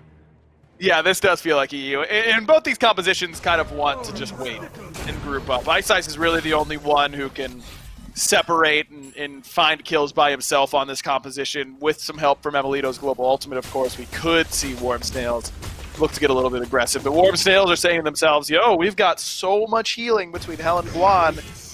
Let's just wait it out. Let's just wait until we get to a safe point and can group up. And Pikarinoobs are saying, well, we're strong on anti-heal, so let's just wait until they try and group and heal, and we'll punish them for that. Yep, and the ults are traded out by the two ADCs here. Davey teleports to right lane and then immediately backs. I suppose that's him going over there, trying to help out his ADC who was in trouble, and then once realizing that Captain OT was perfectly fine, he just leaves. But Captain OT, all of his help is gone now. The TP isn't up, but the skewer isn't quite going to be on the mark for Ice there. But here comes Rapio. Can he hit the stun? Holding it in his hand just for now, and the rest of the teams are looking to rotate over. Pikarino and Aitori here, looking like they could be caught out as the jump in from Hayes is going to be good. Pikarino doing a little bit of damage with the spin to win. Now, blinking through the wall goes Ice, does a little bit of damage. Skewer's going to hit, and it's going to chunk, but nothing else really to do there. Interesting build path here by Ice. This was kind of the initial set build in the jungle and in solo, was this tanky, Pikarino, you can't do that. We saw him come in, but that's fine. This was kind of the typical start, but now people are doing more damage. Well, damage is definitely what they're going to need, as Farrakrik is looking to heal his way out of the situation, but Captain Oti finding his way onto the damage button. He found it. And he's going to put that hell into the ground. So that's going to be a really good look for Pikarinoobs, finally finding an answer back to those two unanswered kills that Warm Snails had picked up. And looking a little better off for it. And just saying, Rat gets away there with the other Akon. I don't care that it didn't matter at all which Akon he had in that situation, but would have gotten away anyway. Just saying. Look, all we know is that he didn't get away with that Akon, right? So Exactly. It's impossible for us to say if he would have gotten away with a different Acorn. Going back to this build for Ice, Set just does so much damage now after the changes to how Skewer works that I just find myself having a hard time believing that this is the route for Set jungle. Now, I think the reason why we see Ice doing it is because they have so much sustain that if I can stay alive longer, I'll just get healed by myself or by the Hell or by the Guan, and then I'll end up getting more damage off by being tanky than I would have if I had gone the traditional Boots, Jotuns, Hydras, or Crusher, or Heartseeker, that style of build. But I think Set's identity has really changed from this all-in god all the time to this poke with skewer, poke with skewer, poke with skewer, and now I'm in and I kill your whole team sort of play style. And this build path doesn't lend itself to that. It doesn't allow your skewer to half-health people from a distance. It doesn't let you get that poke off more consistently with the cooldown reduction of something like Jotun's Wrath. And it doesn't make your all-in that much better, because I just don't think you have the kill. So much of what makes Set's all-in good is that he insta-kills the first person he looks at, and then the rest of the team just doesn't have enough DPS to answer. That doesn't happen with this build nearly as well. We'll see if it works. I think it can, because I think Set's just really good, but I think I would have preferred the other one. I think it's one of those situations that we'll talk about in a little bit, as you said, 3 people locked in by the cage, and now the Ice Shot's going to do a heck ton of a bunch. Barakrick is going to get taken down by Pikarino, and Hayes is going to pick one up on his own. Amelito jumps in for another kill onto Idavi there, and now blinking forward alongside the cavalry charge is my boy Guan Yu, and with a little bit of help from the ADC, Itori is going to pull down as well, but I'm not really sure if there's anything on the map that Warm Snails can do at this point, but Pikarino looks like he could get taken down here by the Set, but Ice not quite having enough damage to find it. Could throw out the skewer and maneuver, but Pikarino he's wary of that tactic, and he's going to move a little bit further away from the Sand Clone before he starts to back, as the mid in Tier 1 is going to fall down. Ice ran out of mana, didn't have enough mana for skewer, and that's why we see him drop that kill. Just saying, Jotun's Wrath has mana on it. But either way, a great rotation over by the entirety of Warm Snails. They really answer that fantastic cage from Rapio, and Rapio also has upgraded Ankh already. He actually left base level 1 with his Ankh upgraded, so he was going to make sure that there were no fights that happened where he didn't have it ready and available. It's just that the cage doesn't last that long. It's only 4 seconds, and at that point, everyone's going to be able to get over there. Yes, they insta-kill Farakrick, but Amelito's ultimate is on time. Azriel and Hazer are able to escape the cage pretty easily, and then Ice is there to clean up as well. Little bit too much of all eggs in the basket of this Odin cage playing out perfectly every time. And don't forget that this is before Warm Snails pick up a Phantom, which I think they're fairly likely to do. I don't know how much easier executing off this cage is really going to get. Well, see, personally, I don't think it's about the cage, right? I really quite like the Ankh, because in my opinion, more important than the anti-heal on Ankh is the bonus damage that it gives you against players who want to heal, right? If someone heals, they're going to take a bunch more damage when you hit them, and I think it's a really interesting thought in my mind that Rapio puts down the wall, waits until it goes down. Sorry, Amelito in a bit of trouble here, forced to go up into the sky, but is there really any place for him to land? Jumps down by Itori, jumps into a wall, looks to find his friend. Aegis is going to be popped, but up into the sky goes Captain Oti, and after all that, Amelito's finally going to fall anyway. Hazer also popping his ultimate, looking to avenge his fallen ADC, jumps up into the Dragonfall, but everything's going to be off the mark now. Cage and Rat are going to come through. Barakrick is low. He's going to die before the cage even drops. Lasted long enough for him, I suppose. And now Pikarino's going to fall down once again, back and forth. The Azrael finds one. Now the shred is going to be good from the Dragon. Ice finds one. Captain Oti is going to fall this time around. Davey now under some duress. Ice and Guan Yu just stripping away at his protections until he falls down, and looks like Rapio is going to find his way out, but that's going to be a pretty good fight for Pikarinoobs, and probably a Gold Fury here as well. You know what's crazy so far here for Warm Snails is that they've got Ice and Amelito and Farakrick and Hazer, and I think Azriel's been their best player so far today. He has looked unbelievable so far in this set. He wins that team fight for them single-handedly with his target selection and the early rotation, the ability to be there and be impactful early in this game. I mean, we're only 15 minutes in, 2-0 and 5 for him, and just doing it all in these team fights. Farakrick gets caught, doesn't run towards Hazer, where Hazer had knocked out a portion of the wall. Instead, Farakrick kind of curls up in a little ball in the corner of the cage and closes his eyes and hopes real hard it's going to go down. And when he had a door the other way, I mean, I know it's away from his base, but I think he could have put himself in a much better spot in that team fight. But Ice and Azriel just play that so well together.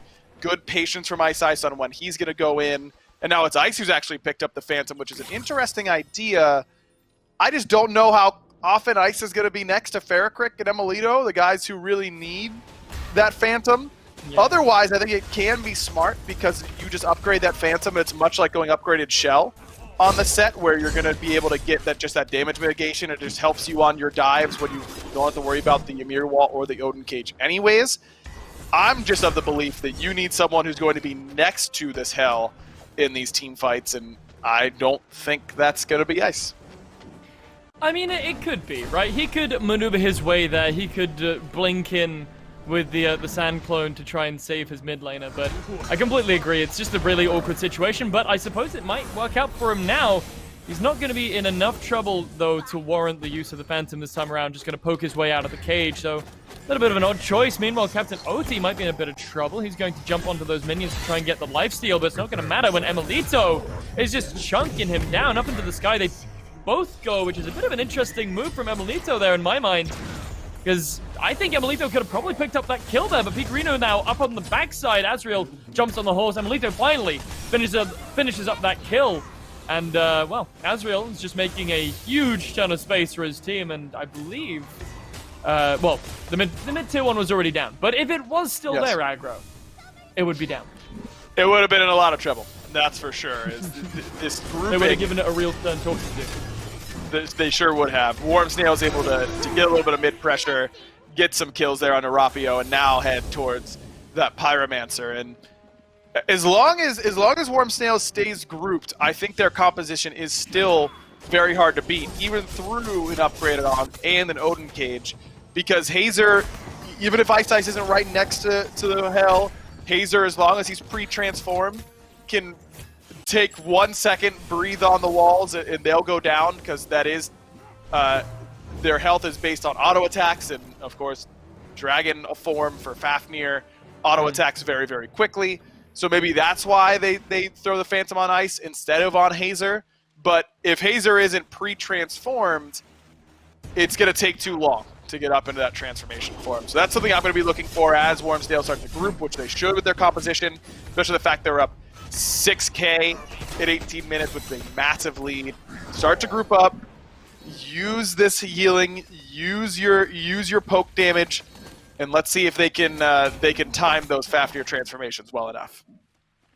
Do you want to see Hazer maybe predicting the fight and going up into the dragon form before the fight breaks out, or do you still want to see him waiting, using the hammer, using the coerce, using the jump, and then waiting to go up when it's time?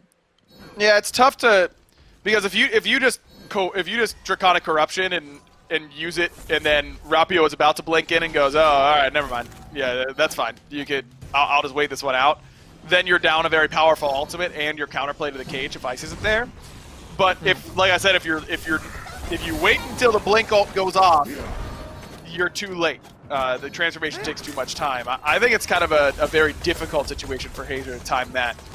It's really a matter of, if I think that they're going to commit either way, I would rather him use the ultimate very early. But you can't stop their engagement from happening if it's going to be positive for you. Yikes. Both sides of the map, in the mid lane and in this left-hand side, we've just been seeing Warm Snails bullying their opponents. We saw Hazer bullying out Aitori, and now Captain Oti getting completely lambasted by Emilito. I like to think Emilito's shooting him with vicious words. Oh, look at your puny auto attacks. Mine are ranged, and yours only go a little bit in front of your face. How are you going to hit me from over there, Mr. Bat? That's what it is. That's why I don't really like the sledge either. I mean, Oti just, he's obviously never going to be tanky enough to take that punishment. If you aren't on top of Emilito, you've kind of already lost that fight. Get in there and get your poke damage off with some harder hitting abilities. I would have preferred to see him go something like the Jotuns or the Crusher or the Brawlers. Really, it should have been Brawlers, 100% almost, in that third item slot for Oti. It just lets you trade better. You can't get enough defense out of Sledge in order to be able to stand in front of Emil's auto attack, so you might as well try and one-shot him. It's deceivingly... the Sledge can always be a little bit deceiving in my eyes. You look at it, and on paper, you're like, well, if I'm in front of 5 of them, then I'm going to be really tanky. but like what the item doesn't tell you is that if you're close enough to 5 of them to get the maximum benefit from the sledge, you're likely not going to be living long enough for that to really benefit through. And especially when you're trying to be this kind of carry position, there's not really any other tanky stats in his build or lifesteal. You know, Camazot's really, really big lifestealer at the moment, and often we see Soul Eater on him in the jungle, other lifesteal items as well. We might have seen a gauntlet for him, but the ability lifesteal way better on Soul Eater and the cooldown. But he just doesn't have the survivability to back it up, is I guess what I'm trying to say. No, he doesn't. I mean, you're playing a hit-and-run play style if you're playing something like Camazotz or Tsukiyomi in the ADC role, because you are just such a massive disadvantage. Ooh. Nice. Azriel is caught out in the cage here, and the Phantom is forced, so Snails going to be a little bit wary of that, but the cage won't be up for a little bit longer. Now Farrakrik is getting isolated. Look at this. Up against 4, but the healing is so strong. Unk goes through. Now Farrakrik isn't able to heal, but there it is. Look at that. Straight up, pretty much full HP. Ice Edge is going to get 1. Davey already falls down. Farrakrik is still alive. He's just doing all of the damage while everyone on Pikarinoobs falls around him into the Dia side. And now with a tier 2 tower staring them right in the face, with I think that's game. Aza up in the coerce. Yeah, this could be the game, Headcrow. They could just run it down the right lane. The Titan is going to have a lot of HP, but look at it. Davey is the first one up. He is 20 seconds out. He doesn't have his ultimate. Pikarinoob's going to be just behind him alongside Rapio, but I don't think there's much they can do. And look at this. Snails, they know, they recognize, they're looking to end the game. 22 minutes in. You were saying this is a pretty EU game, and it was for a while, but pure NA style to end it in 22 flat, just under 23 minutes. And that's the danger against the Hell. I mean, you can buy the insurance, you can have the upgraded Ankh, you can have the Odin cage, and then if you still just don't execute well enough, you insta-lose the game because she heals the whole team on their way out. It was just too clean. I thought Azriel was too much of a factor in that game. Ice was able to get Set, who for my money might just be the best god in the game right now, and then that Hell dive did not work out quite well enough for Pikarinoobs. No, I mean, Ratatoska had only just picked up his Brawler Beat Stick. You saw it in the overlay. Sorry, the Camazotz, rather, only just picking up the Brawlers to get that anti-heal online really, really late. And, I don't know, a little bit more anti-heal and the Hell might have fallen down, but, I mean, Game 2, Snails are looking pretty hot. And, just saying, Pikarinoobs would have won that if they had gone for a different Acorn. Just saying. Well, maybe not. I mean, it was kind of over in like 22-40. There probably weren't enough Acorn applications in that amount of time to make a big enough sample size. Well, we can only theorize, but we got a Game 3 aggro thanks to our wonderful teams. So we're going to have to throw it to another quick break, but stay right where you are, ladies and gents, for the tiebreaker coming up shortly.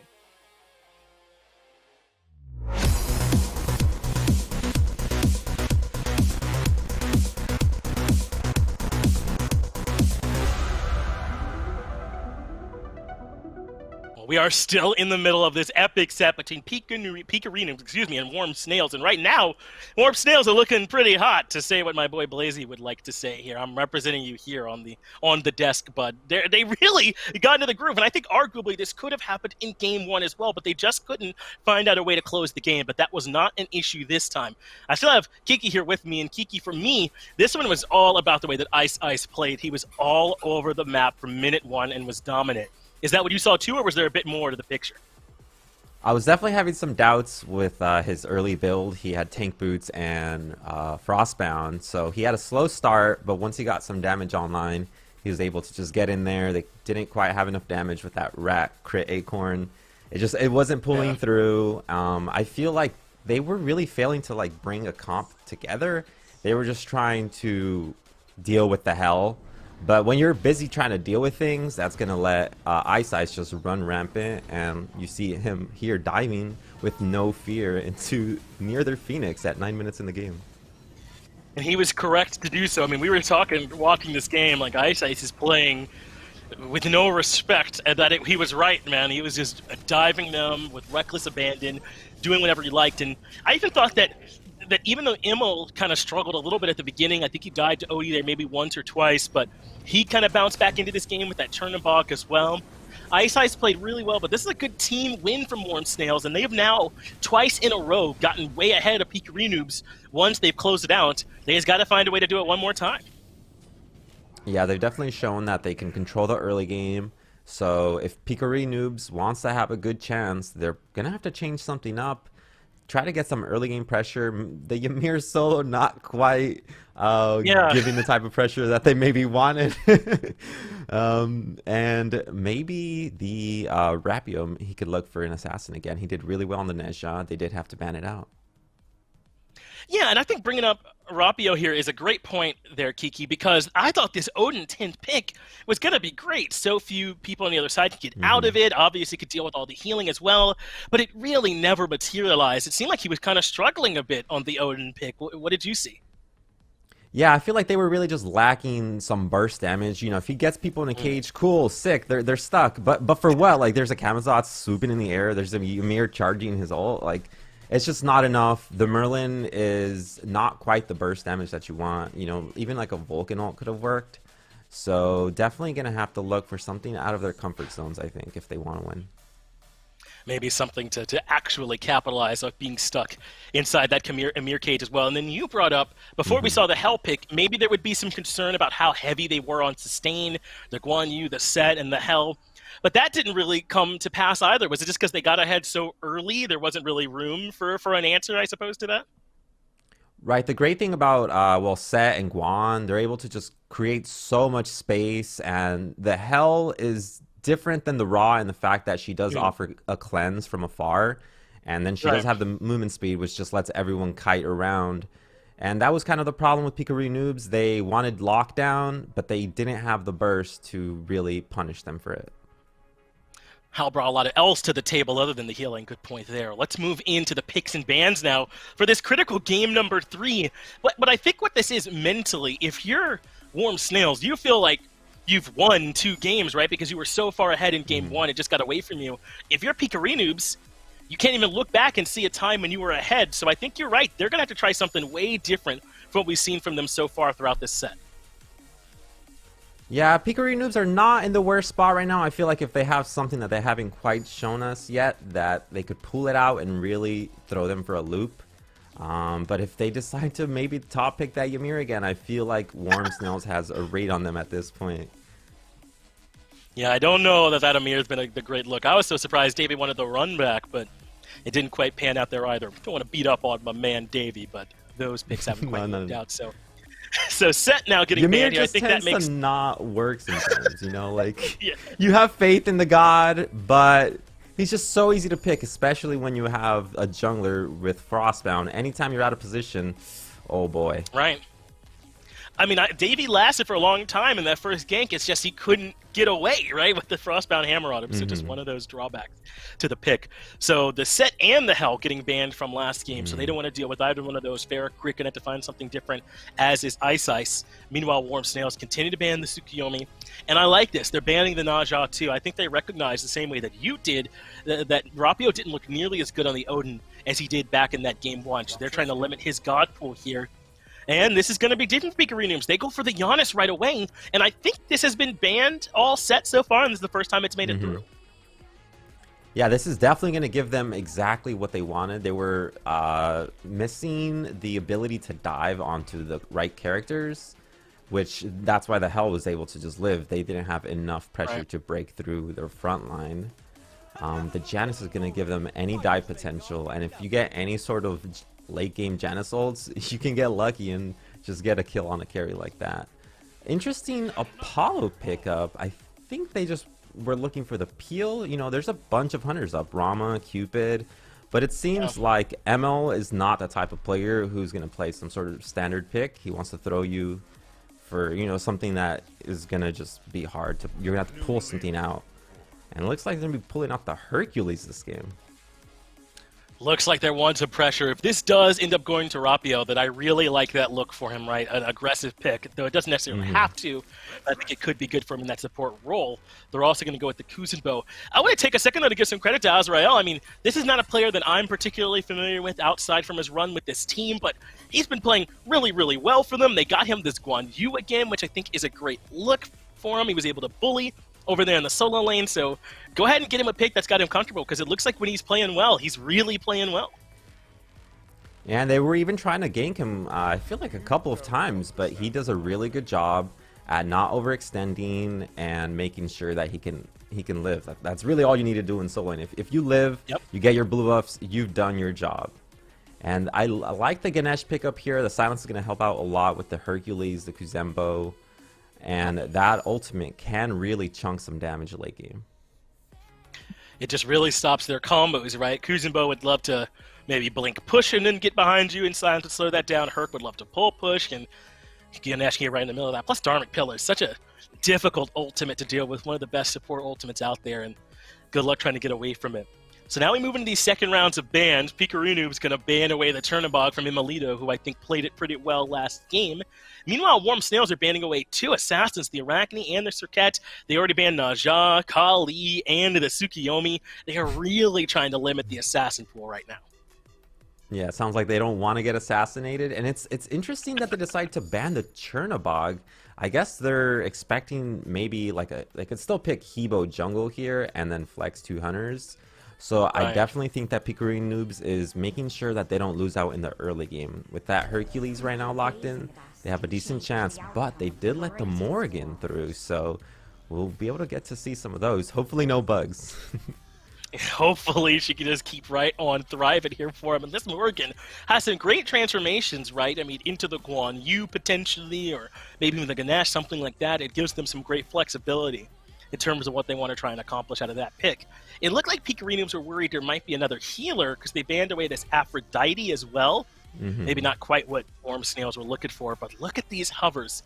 Unbots and Jingwei are the looks. We haven't seen a ton of Unbots lately, but I mean, he's always a strong pick, right? Like Fear No Evil, you're never going to be sad you got that on your side.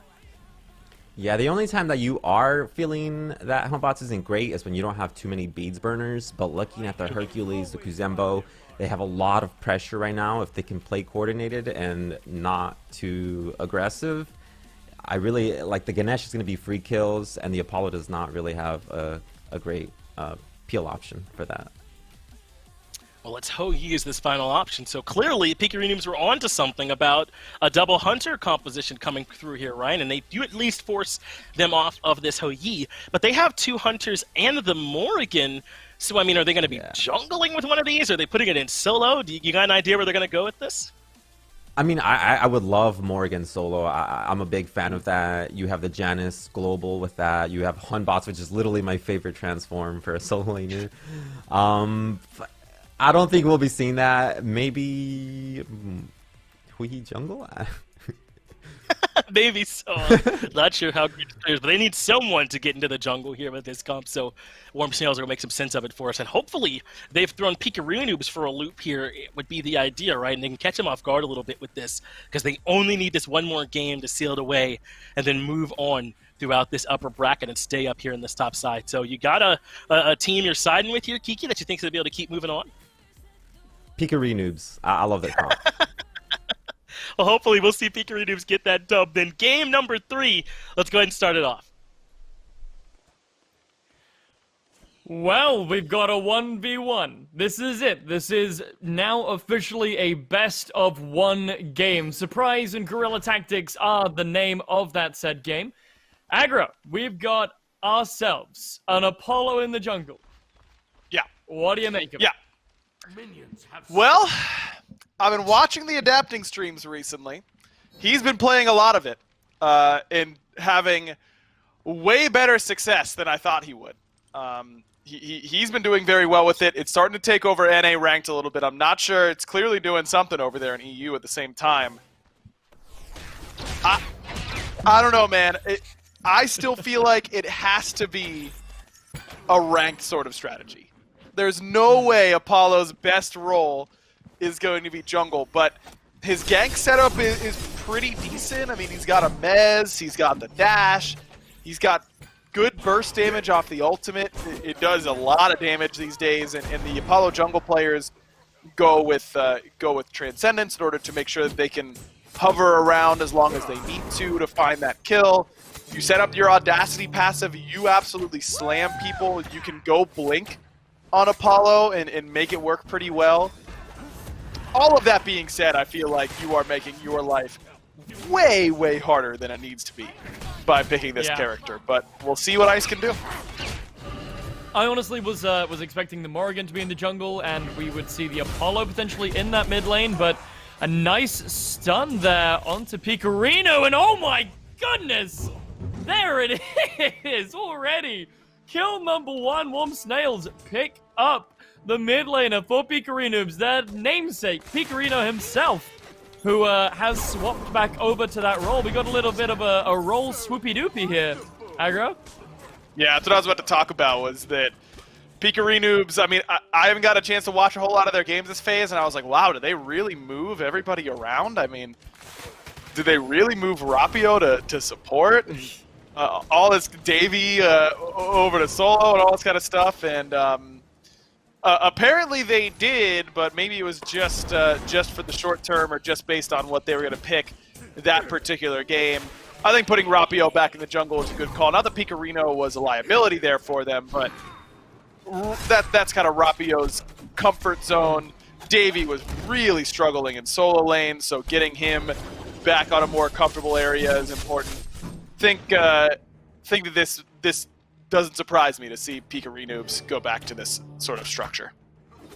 Me neither, and it honestly makes the Giannis pickup feel a lot more expected in my mind. Pikarino, he's got a really, really good habit of hitting those snipes. We see him play a lot of Ra, a lot of Thoth, and Giannis fits nice and comfortably into that little pool of gods in the mid lane who can do that sort of a thing. So makes that pick make a little bit more sense for me now. Wasn't really sure if Itori had it in him. We mainly, we don't see Itori in the mid lane. So there's that. But funny story, actually write down all the teams' names in the order that they appear on your spectator UI right there, and I had to cross all that out and then rewrite it during the first game because everyone was in different positions, and now everything is back to normal and my notes are ruined. Well, I mean, just I guess we're writing the third time. You know, we're just getting back to it. You can try and look underneath all the strike throughs and find it that way, and hopefully it can work out for you. I really hope that this Apollo jungle starts to become a thing, man. That sounds so cool to have a hunter be a legitimate jungler. Maybe, yeah. I'm not so sure about it, as Azrael is able to find himself out of a double ricochet from the boulder, and lots of ticks from the Fear No Evil, so Azrael's got to be feeling pretty happy with himself after that. Just so much raw sustain in Guan Yu with multipods and a health chalice as well. Just a little bit off the mark from Rapio. Didn't expect the dash to be able to come up so quickly. That, of course, Fear No Evil goes up in duration as you level it. Rapio expecting that overhand smash to land. I think if it did, it probably would have killed. Probably just have to angle it a little bit more towards his tower in that sort of situation. Yeah, absolutely. Now Hazer leading the charge for Warm Snails. Davey looking to walk his way through a portal, but it's not going to quite matter. The silence was nearly so good, but thank you to the ultimate from Pikarino, and that's the sign of a great Giannis player, in my mind, Aggro. The willingness to use the ultimate to save a teammate, or just to use the portals in general to save your teammates, I think is really what elevates Giannis from... He's pretty good in my ranked games sometimes, to, oh my god, this character is literally the most broken thing in the game. Please, why is he here? Please ban. Yeah, no one else saves Davey from that sort of position. It is only Giannis that could have done it in a good use of the ultimate by Pikarino, but that is his ult and his beads now on cooldown, and Warm Snails didn't really use a whole lot. They used the Dharmic Pillars, and I suppose Ferricrik did end up using the Changeling ultimate, and then they'd end up not being able to get that kill, so pretty worthwhile use of Pikarino's ultimate in order to make sure that Ferrikrik's ult doesn't do a whole lot for him. Well, I mean, they also use their W keys, Ooh. so that's a lot. And oh my god, the monkey leap! Look at that! Barracrig nearly caught out. Rapio not quite having the ult available. It just came up. The shell from Hazer would have likely saved the life of his mid laner anyway, so, I mean, they got the shell for absolutely nothing, and now Captain Oti manages to find Azriel in a bad spot, not respecting the spacing. Pancake flip into the driving strike under the tower, down falls Guan Yu, and that's a solo in the right side. And with how impactful Azriel has been in this set so far, great mez for Ice, but it didn't matter because Rapio got that ultimate off. Very late beats from Ice on the back end means that he's going to go down with a nice teleport in from Rapio. Azriel has really been the huge difference maker in this set so far in my mind, and to get Odie back in solo lane and immediately have him solo Azriel is probably a big boon just for the morale of the Pikarinoobs after losing so quickly in game number 2. Yeah, for sure. I mean, we were talking about it last game, how, you know, Azriel, you know, Emilito might be the ADC, but the solo laner was the Azriel carry in that last game. But, okay. Yeah, definitely getting that early kill onto him here sure, man. is going to have some... Wait until game 3, huh? Okay. All right. That's the way you want to play it, Blazy. That's fine, man. If that's the energy you want to bring. No, it's cool. No, it's fine, man. Don't worry about it. It's fine. Aggro, I'm sorry. No, don't. Listen, I said it's Listen, cool. Kiki was one-upping me on the analyst desk with the puns. I couldn't just let it slide, right? I had to fight back. I've got to maintain my title as the pun king here in Europe, in my domain. Oh, that as well. We're in Europe right now. Oh, that's something you want. I get. Okay, that's where the disconnect was. Is that's like a good title that you want to have. That was my mistake. I'm there now. Okay, I gotcha. Okay, well, I'm glad that you rectified your mistake there, Aggro, as looks like both these teams. Mine. Yep, my mistake. Just doing EU things here. Once again, Captain Oti able to find the pancake flip there onto Azriel, but not quite finding it under the tower, as last time. So, still really bullying out Azriel here. He does not look comfortable right now. Down about a half a level, just have that extra little bit of physical protection as well for Odie, and the Evolved Warrior's Blessing. That's a pretty vast difference in power level already. And then you've got the fact that Odie can cancel out that Talu Assault that Azriel normally uses to clear the wave, makes it a little bit harder for Azriel to do his job properly. Odie is really doing a good job of being patient the vast majority of the time, letting Azriel kind of juke himself to death, and then just landing the key Earthbreaker.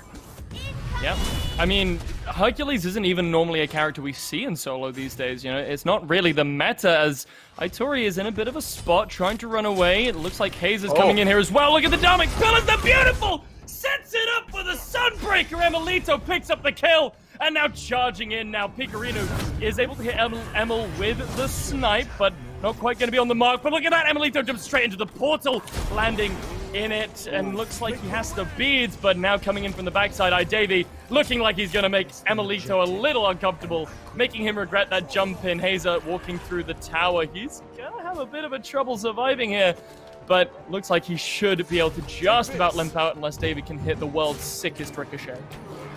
Yeah, really, really good idea by Emilito to just go in. You're committed. In for a penny, in for a pound, as they say, right? Blazy, that's kind of the way it goes. And once you've dove underneath the tier 2, you may as well try and commit and kill the Giannis.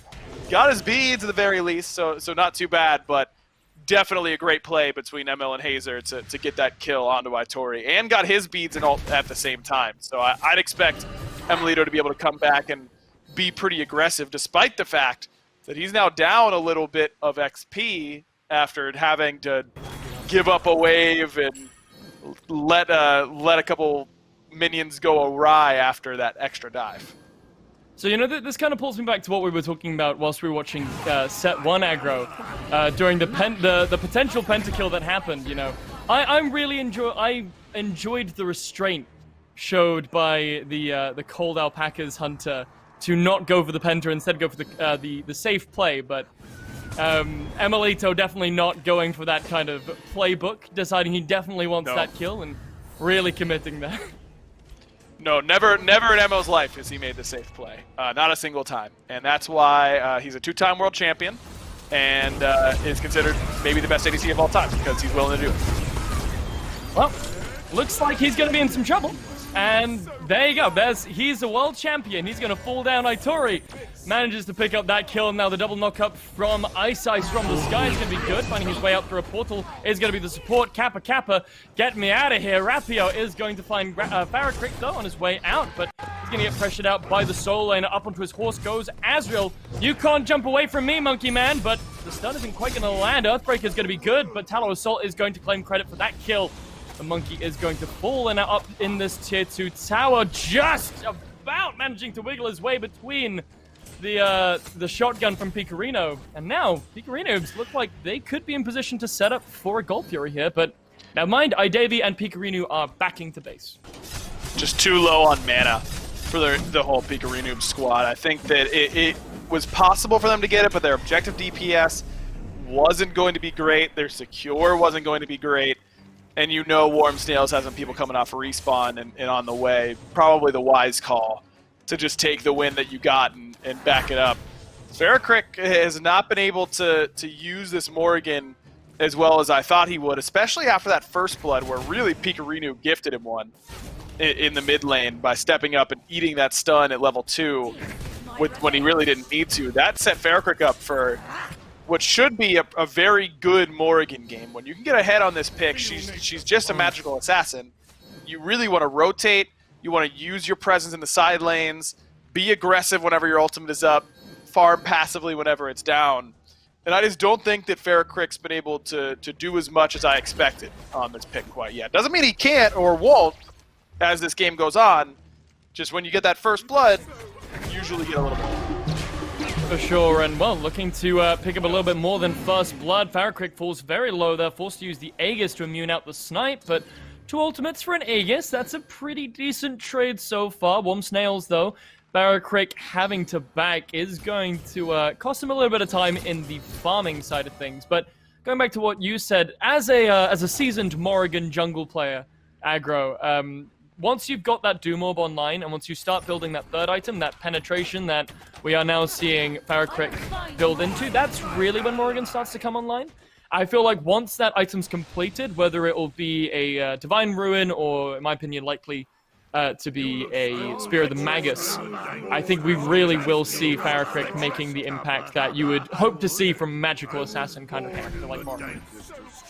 Certainly has the potential to do it. I mean, it's not like Morrigan damage falls off towards the late game. Your job just gets harder because people are more grouped and there's more wards, and it's a little bit harder to find your way onto the back line. But it doesn't mean that it's impossible. You can certainly get the job done given the opportunity, and we'll see if Farrakrick can do it. I have faith. I have faith in Farrakrick. He's had a pretty good couple of games so far. We've seen him on a few different characters, but the Morrigan so far is looking pretty comfortable for him. I'm not sure if we've seen him changeling more than that one time in the right-hand side, but I'm sure... Well, I'm about to say I'm sure. What kind of characters do we think that would be the most impactful for Farrakrick? Do we think we'll see the double chariot ride and the double barred leap from the sky? Yeah, at some point in the late game, I think we're going to see that for sure. It's really difficult to stop that from working pretty effectively. Right now, he's been transforming into the Guan Yu as he's dying an awful lot, which has obviously not been super impactful. I think we should be seeing more Hunbats from him. I mean, you're maxing your 2, you're going to be getting a lot of value out of Overhand Smash. Hunbats is so ultimate-centric. Use the ultimate whenever you transform. It's not like I'm breaking new ground here by saying Fear No Evil from a Morrigan is good. But we haven't seen him use it yet. I think we definitely should. Yeah, it's one of those things. You can kind of get trapped into this line of thinking on Morrigan, right? Oh, I should save my ult, and then I'll just transform into someone who's really tanky, and then I'll be able to do it. We'll talk about this later. As so far, it looks like Ice Ice is just jumping down from the sky. Diamond Pillars are going to be good, but Ice Ice Where did he go? He just evaporated. Itori claims credit for that, and now damage is flying. Itori picks up a second kill. Davey now looks like he's locked inside the Sunbreaker. Jumping on top of him now is Emilito, and he's going to fall. That's 1 for 2 so far as 2 Warm Snails players are forced out along the top, and Emilito's all by his lonesome here. Whilst Itori is trying to find these 2 under tier 2, Captain Oti's finally going to put the Hoyi in the ground. And now we see the Golf Fury play, and Pikarinoobs are looking very, very dominant this game so far. Just the difference in what Ice has been able to do on this Apollo pick in comparison to the Circuit early on game 1 or the set all game, because it was all early game pretty much, in game 2, pretty vastly different. I mean, right there he lands in the midst of the entire enemy team and doesn't use his relics before he insta-dies, got slammed by point blank through space and time that Pikarino had just started channeling. You got to be a little bit more wary of where the rest of your team is, how long it's going to take them to follow up. Faircrick, I don't think, did get his ultimate off that whole fight.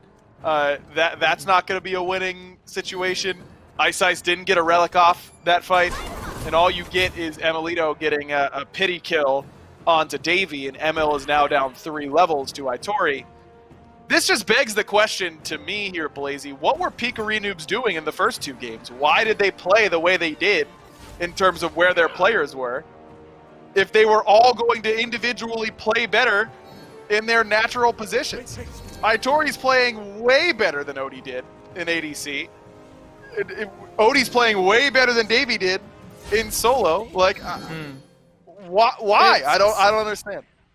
It's one of those things where you're going up a very seasoned roster. You know, Emil, as you said, 2-time world championship champion. Hazer coached for Obey. You know, Obey went and did really, really cool things. Ice, you know, they've all been around the SPL, and they're very intimidating. So maybe they thought they could pull something funky out of the bag and make things work, but making things work in the mid lane here, potentially Pikarinoobs, as the monkey is currently tagged on someone, but no jump in just yet. Up into the sky goes Ice. Looks like he might be looking for the chariot ride out, but tries to go over to this left-hand side, looking to come in from behind. Dumbing pillars are put up potentially a little bit early there.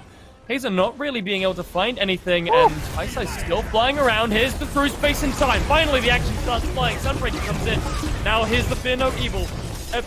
Emilito and Hazer still out in the backline, being very low. This fight's completely split, and up into the horse goes Beazriel. This could be the one for him, but up into the top side, Emilito gets taken down by Davey. Itori gets a kill onto Farakrik, and Rapio is going to finally fall down, but 2 for 1, and one of those players being the mid laner is a pretty decent trade, but is it worth it? Pikarinoobs, yeah, they're going to get a little bit more on the back end as well. They should be able to get this tier 2. Oh, Itori is huge. He's level 19. Meanwhile, Ice is the exact opposite of huge right now. He very small. Very, very, very small. Small Ice. He started melting a little bit.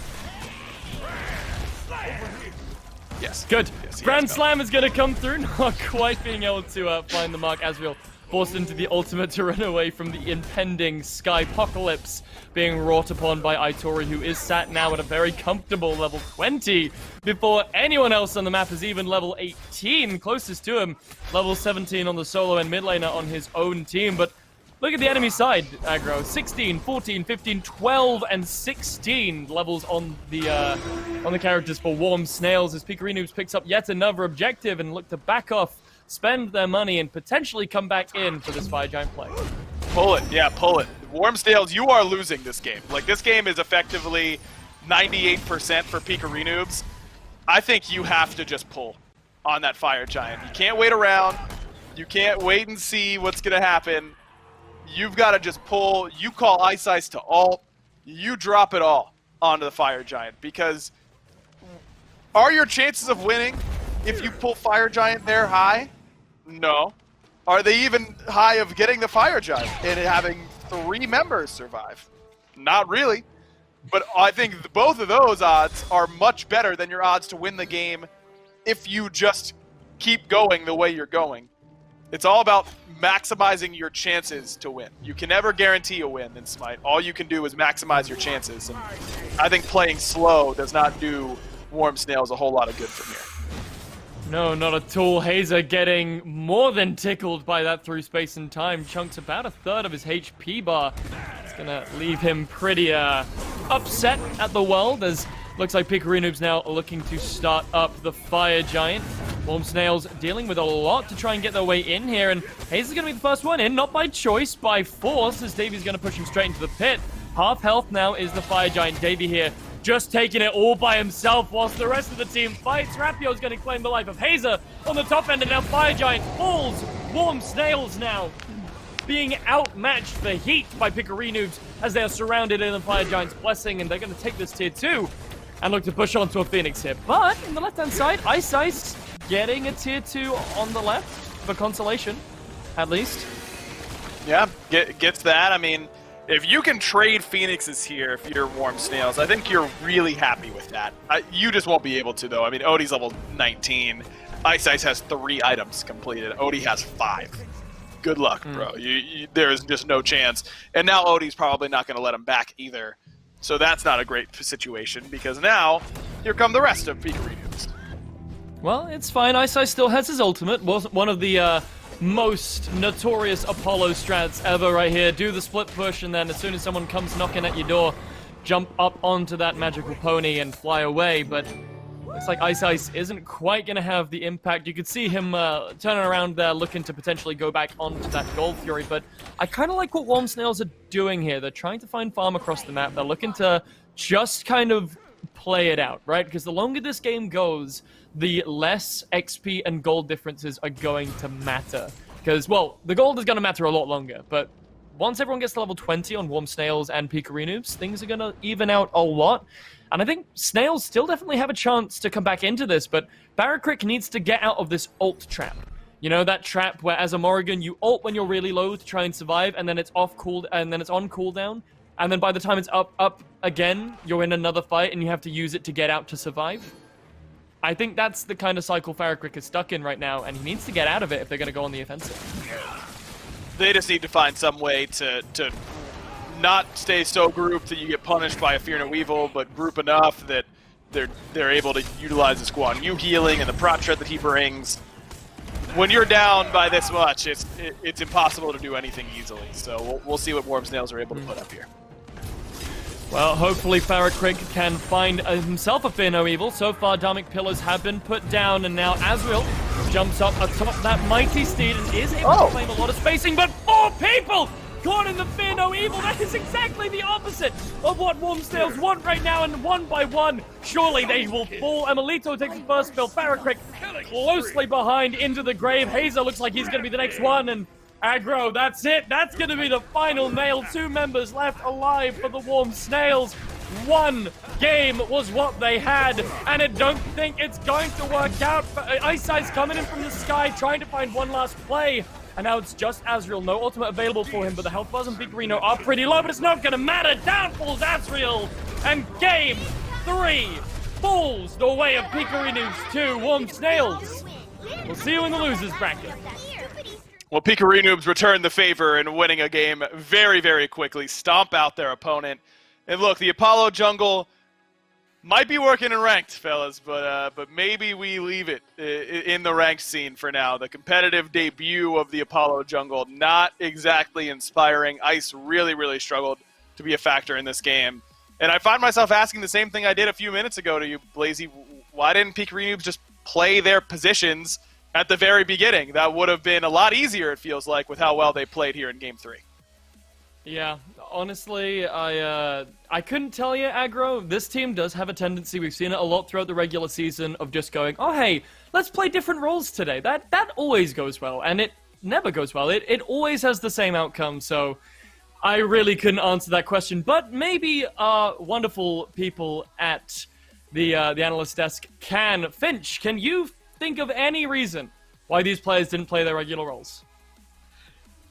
You know, I have to think that they were trying to make up for not having Alka here, right? That was at least my understanding of it. But hey, when they got back to the regular roles, they sure did look good, didn't they? Excuse me as I'm knocking everything all over here on my side of the world. But yes, what an excellent game here from Pikarinoobs as they were able to completely run over them there in that last game. And get back towards what we knew they could play like. Kiki, you were watching this game here with me, and it really looked like from minute one, Pikarinoobs were ahead in this one. There was maybe some bounce back here from Warm Snails, but mostly this was the best Pikarinoobs we've seen all set. Right, I was definitely impressed with Captain Obi swapping over to solo lane and getting first blood onto the Guan. I think it was a bit too confident by the Guan stepping close to the tower, but great job on him. Yes. And I think maybe the reason why they were doing the role swaps, maybe Pikarino can only play Janice. They did ban out Janice the other games, and he finally got it, so he's like, I guess I'll mid now. That sure is what it seemed like, huh? And I mean, I think that there's no way that we can have this discussion without talking about this Apollo jungle. You and I were wondering which pick it was going to be. You know, we have heard that this is something that is going on, at least in like the ranked scene, this Apollo jungle, so it certainly does work, but it did not work here. I mean, so do you blame that pick? Do you think that it did enough, what it was supposed to do? How do you evaluate what Ice did this game? Well, as we just saw, like he's a jungler running away, dying. That's not really what you want from your jungler. You want your jungler to be able to get in there. Sure, Apollo can ult in and Mez, but Mez breaks with damage, so it's not really any form of CC. I think that maybe Ice was just trying to confuse them with some range damage, and it really did not look that great. No, it did not pan out this time for him, did it? But Tori has been playing well all day long. You talked about how important he was that game one victory. Did it here again. Odie obviously popped off for them as well on that Hercules over in the solo lane, not just at that first blood, but just throughout the rest of that match, almost leading everybody in the player damage towards the end of this one too. Pikarinoobs are... This is a team that I overlooked, man. I really thought that Warm Snails were going to come in as the favorites in my mind, even though they were the SWC team, but I don't think that was fair. When this Pikarinoobs got back to their main roles, when they got a comp they were happy with, they beat them pretty handily. Yeah, when the games really matter and you're just ready to try whatever it takes, them role swapping really tells you that they have confidence in their gameplay and their teamwork. As long as they can get to the mid game, late game, I've really liked how they synergize. Pikarinoobs are the team that will be moving on. What's your reward? Same joke we did back on set 1 where you get to play Snake Pit. The reason why that joke still rings true is because Belt Slap and Snake Pit are really, really good. It just does not feel like much of a reward. It feels as though falling down to the lower bracket might be an inevitability, but Pikarinoobs just pulled off what I consider an upset with Warren Snails having so much talent, so maybe they can find a way to do that again. Our third match is going to be coming up next. We'll be going back up to Cold Alpaca's journey, though, and seeing how they fare up against the best team here in EU, that is Belt Slap. Belt Slap might even just be the best team in the SCC outright. We'll get our chance to see as this weekend plays out. Kiki, I had a great time on the desk here with you, man. We'll get to follow this up a little bit later on the cast. Before we get to all that, it'll be a quick break. We'll be right back with match 3.